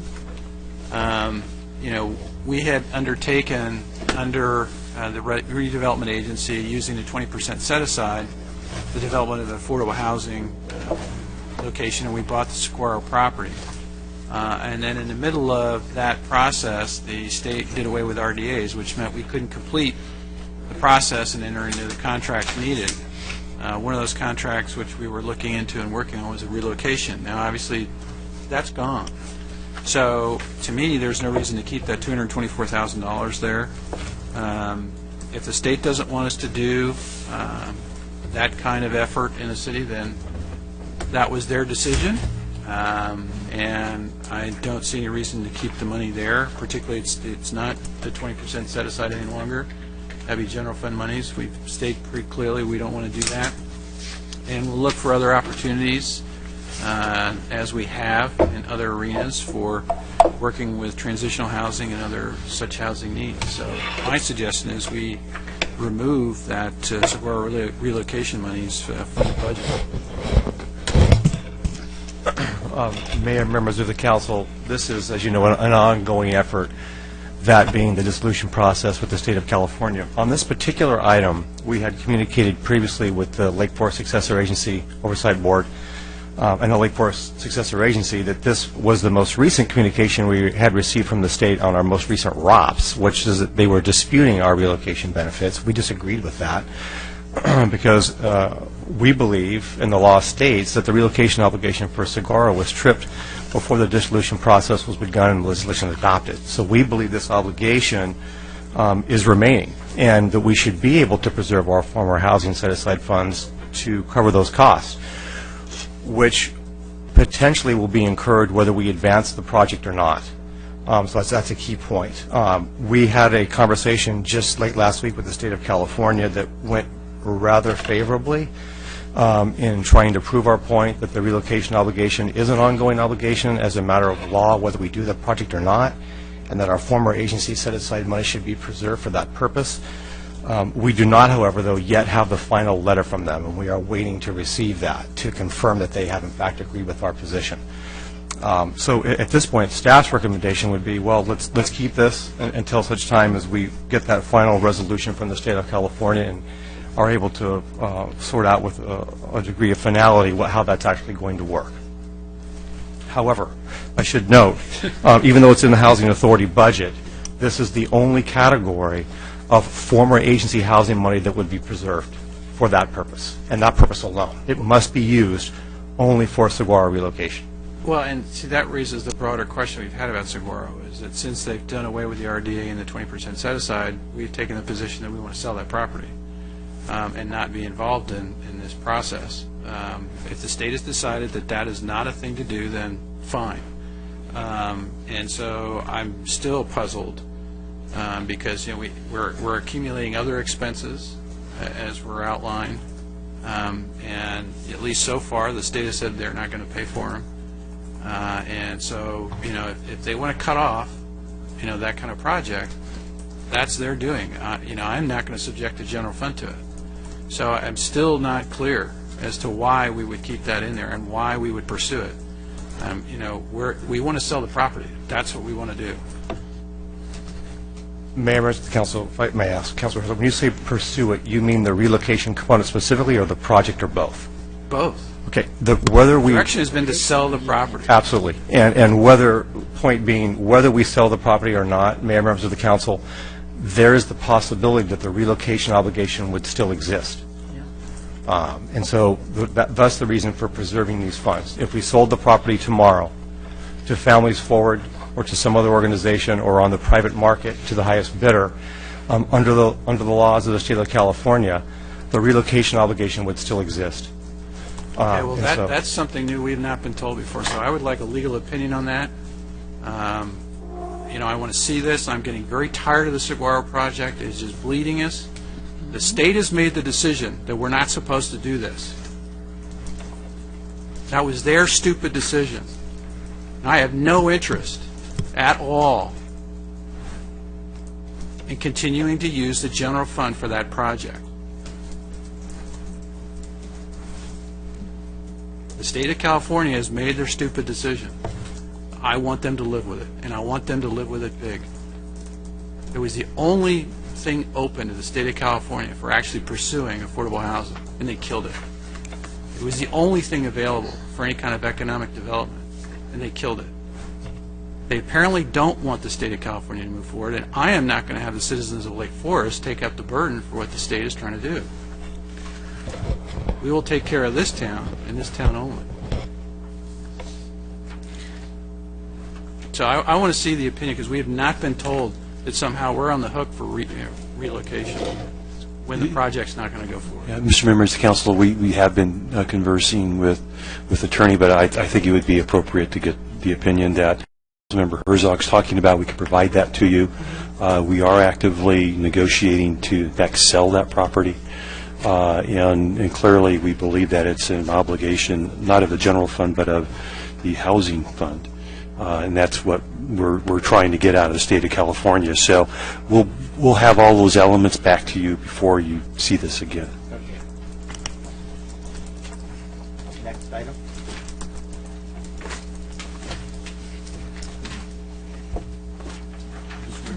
Whoops. The next department would be the city attorney.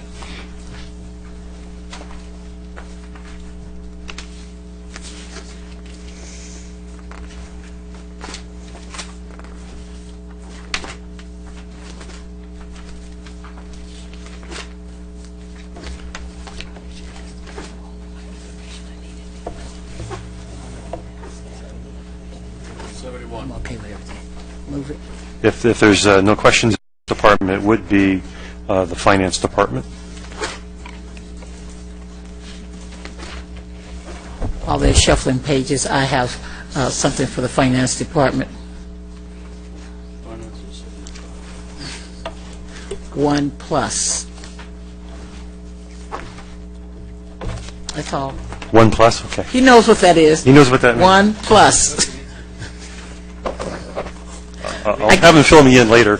Okay. Yeah. He'll tell you 1+. I promised him I wouldn't give him a hard time tonight, but I just want to remind him 1+. 1+. Duly noted. All right. Any questions from council?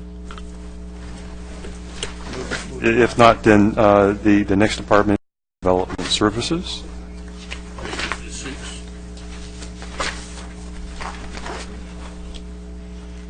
What page? 86. Oh, you got, I should have put tabs in there. I'm sorry. Should I just do it over there? I'm just tired. If we feel Nothing? no question, maybe moving right The on. next is public works. Oh, I got a lot from him, but I'll let him slide.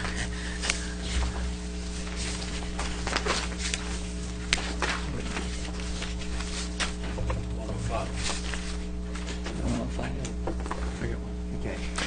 Councilman Herzog. One's just a comment we've actually talked about before.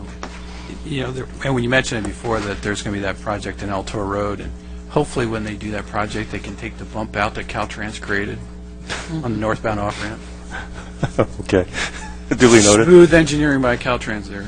Can't line up the road.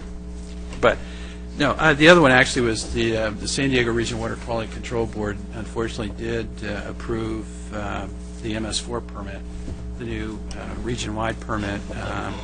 And while we made a lot of efforts to try to make it more rational, they didn't apparently accept any of your suggestions. So now, obviously, that does have an impact, at least on part of the city, because we're in two different water districts so far.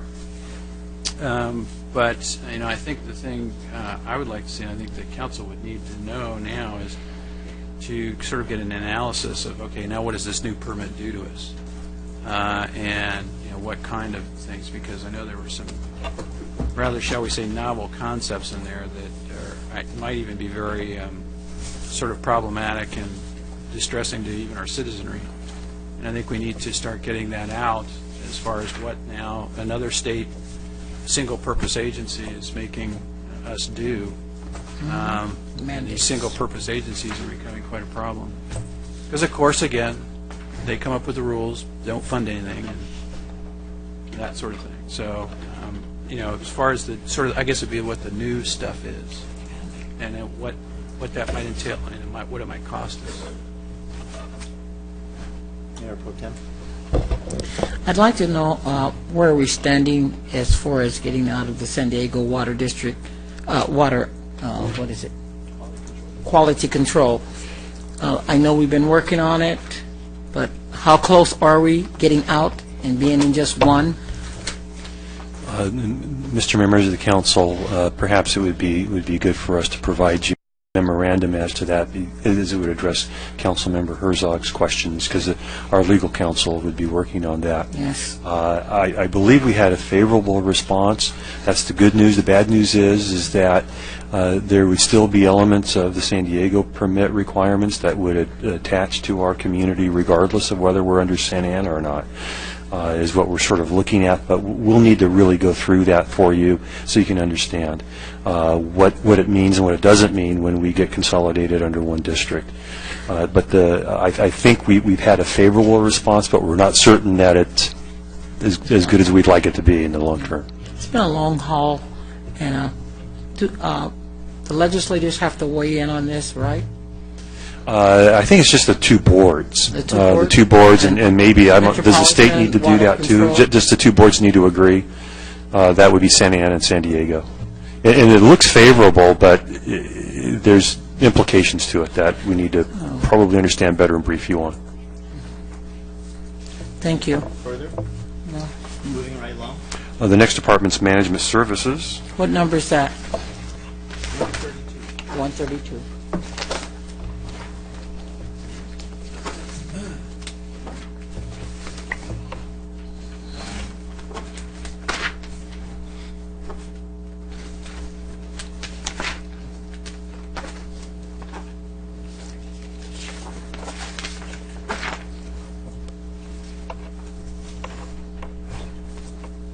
Council, if not hearing any, moving right along. Next department then would be community services. 162. 162. We have stuff on that. That's scary. And his budget went way up. We all have something individually for him. Let's just load him up. He's spending too much money. I just have one question. Obviously, there's the continuation with the rec program with Saddleback Valley Unified School District. Now, a couple years ago, and I don't remember how many, we kind of looked into possibly taking that over, and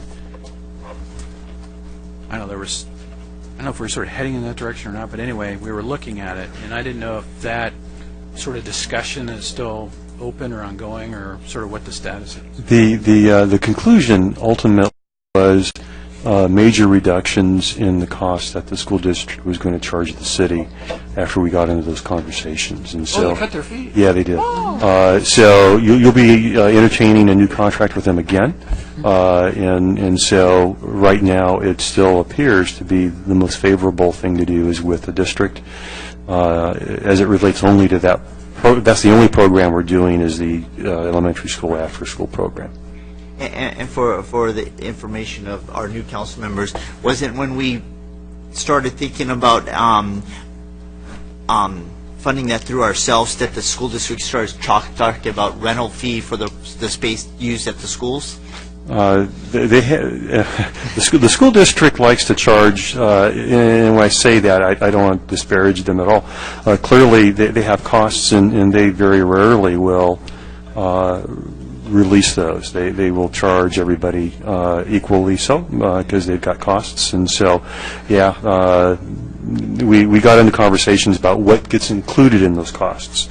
But eventually, we are able to work, I think, the dollar amount to make sense. Great, thank you. Anything further, or moving right along? Just real quick, while we're on that topic, I've had a few residents talk to me about participation in those programs who their children attend private schools, or they may even be homeschooled, and just some challenges there. So in dealing with the school district, coming onto school grounds after school programs and so forth. So just if staff could take a look at that and just find out what the policy is, and just so that I can have some clarifications. Certainly. We'll look into that, and then we'll provide a memo to the council. Thank you. Next. The next would be police services.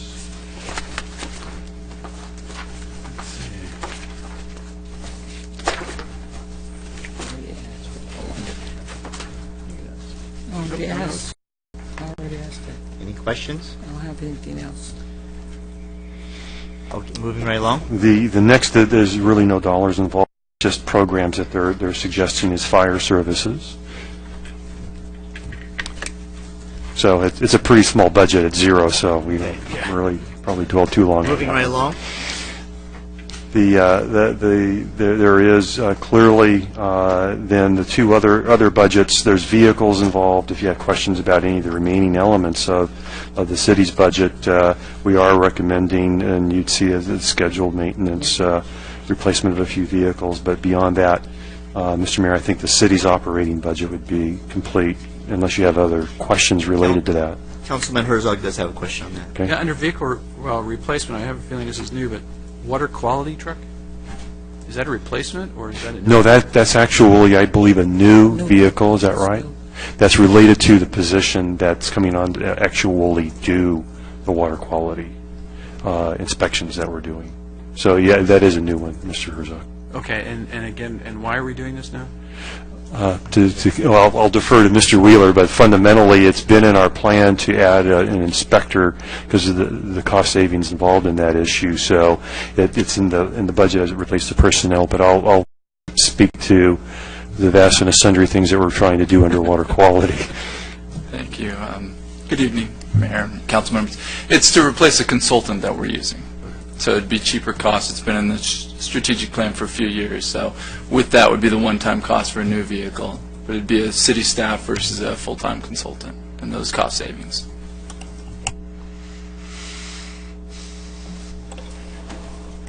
Mr. Mayor, unless there's any other questions about the city's operating budget, then the next would be the Housing Authority at a very de minimis amount of money. It zeroes in and zeroes out.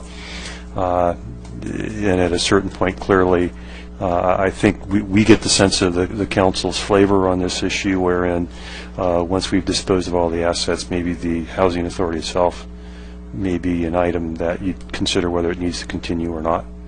And if there's no questions about that budget, then the last is the two-year capital improvements budget. We did some conversations at the very beginning of this meeting, so unless there's any questions about that, we'd be glad to respond to those. Otherwise, there's nothing else that staff has this evening.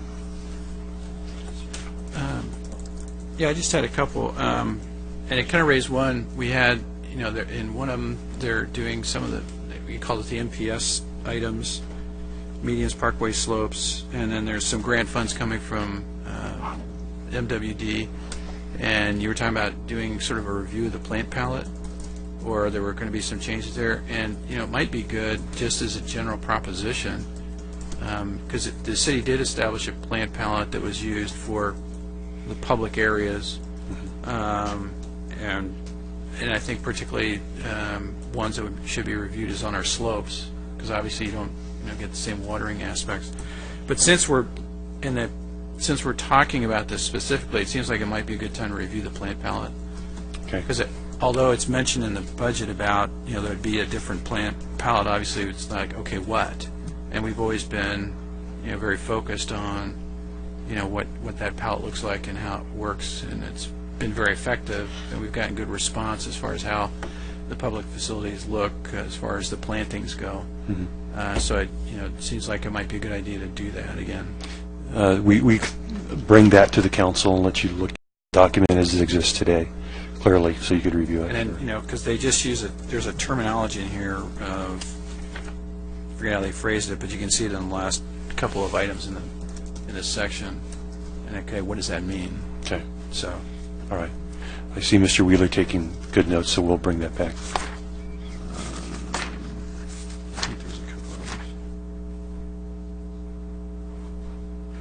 Oh, just curious on the Portola Parkway streetscape.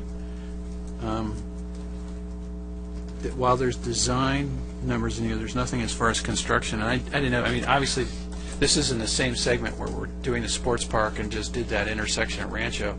Is there any way to kind of coordinate those two so that whole area gets done at once, or Mr. Wheeler, you want to respond to the question? instead of get it done and then have to dig it up again?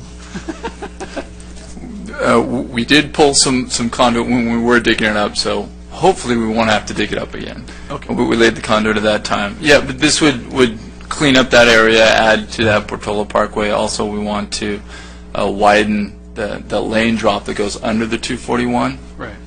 And do that. So we do this in preparation for the Measure M call for projects would be the idea. Okay. And we're trying to prepare for T-grant, so maybe it's 2 projects, maybe it's 1 project that we can pull together. We're just not quite sure yet, but we want to get an okay, and then we'd start doing the conceptual things. Oh, and then in page 19, the Bake Parkway Corridor traffic signals synchronization. Apparently it's going to start at the freeway. Where will that end? It'll go the full length. This is one of the Full length of Bake? full length of Bake. Okay.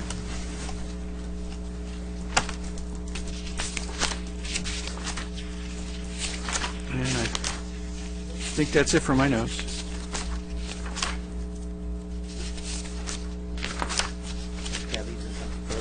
I believe we have all of the direction that staff needs, Mr. Mayor, so unless there's anything else, we'll defer to council.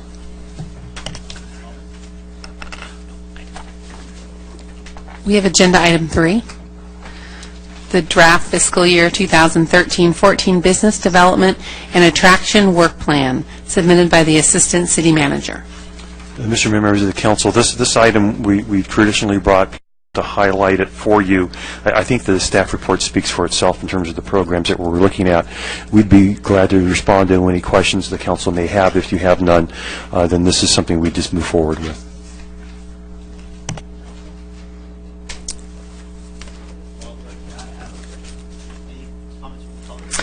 Yes, Jim Gardner. This is 3. Oh, that's right. He said keep it to 2. That's what he said. But you said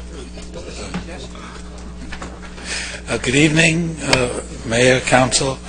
My name is Jim Gardner. I'm here from Lake Forest. First of all, I want to commend the council and the staff on the pro-business. Ever since we chased the pickle into Laguna Hills, there's been a really big change, and that's terrific. The existing programs, it sounds like we're doing some good things. There's 100 new businesses, 2 big employers, but, and this goes back to my comments earlier, KPIs, key performance indicators. It would be interesting, in fact I would say essential, that you also have the information about how many businesses failed, about how many businesses moved, what's the vacancy rate, office and retail, what is it over time, what is it compared to other cities. In other words, for you to make intelligent decisions, there's a whole host of information you need available to you that the staff could do, but they're not doing it yet. So I would urge you, council members, to be more proactive in working the staff harder and getting more of this information to you. That's the existing program. impossible to say whether or not that's good without any kind of other data with which to compare that.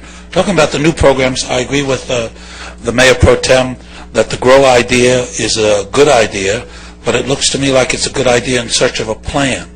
The report kind of says, well, we could do this, on the other hand, we could do that, and maybe we should do this. What's it lacking? It's lacking KPIs. What do you expect to get out of it? How will you measure it? How will you look at that? How will you define success? So yes, who would be against the GROW concept, but how are you going to measure that? The expedited thing, it sounds like you're doing that now, sounds like you're doing a good job. I don't see how that's new. The workshop, thank you very much, Councilman Robinson, for following through on the workshop. That's a great idea. I think that will go a long way. What's the KPI? Well, the KPI should be how much more of the budget is being spent in the city of Lake Forest, which is something we could look at every month in the warrant register. And over time, if your workshops are successful, we'd see that going up. KPIs, KPIs. So what we're doing is good, but we really don't know how well it is, what it's impacting, whether or not it's cost-effective KPIs. So I'd like to see more of that throughout everything that we do as a city. Thank you very much. Thank you.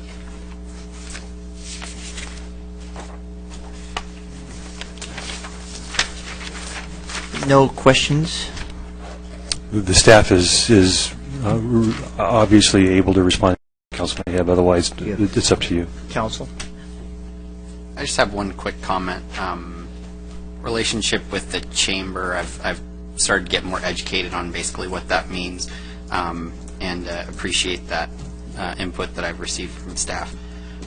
I've had one comment from a few businesses, and I don't know whether it's accurate or not, so just if I could get some feedback when you have time, but I've heard some businesses that aren't a part of the chamber were having some trouble maybe getting, they might have felt like city participation in like trying to do their own ribbon cutting, and I don't know whether that would be accurate or not, you know, so I just want to make sure that I have some clarification, and it seemed a little strange to me. I didn't really, I feel like the city would show up for that in just about any other event, so, but if you could help me with that, I'd appreciate it.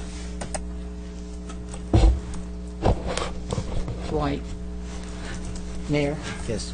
Mayor Pro Tem Kathy. you know we had over 100 businesses open last year, and any business that asks our city, we do, Jessica, we be there. There are some businesses that did not ask the city, and in fact, some of them, I heard they had opened, and I went by and welcomed them and gave them city pins. But if they ask the city, they don't have to go through the chamber. They can just, when they pull their information, they know we have a chamber, but they also are told that they could get a representative from the city will be there. Even if the mayor or the mayor pro tem can't make, Jessica's going to be there. She's usually there first. So, you know, sometimes they just didn't know, and a lot of them, some of them, the ribbon cuttings that I did last year, I let them know that they could have ribbon cuttings. Well, I see a new business. I asked them, do you know that you could have a ribbon cutting? Are you planning on having a ribbon cutting? So that's part of our job also. If nothing further, any council comments? Okay. And that, we close this meeting. Everyone drive safe, and thank you.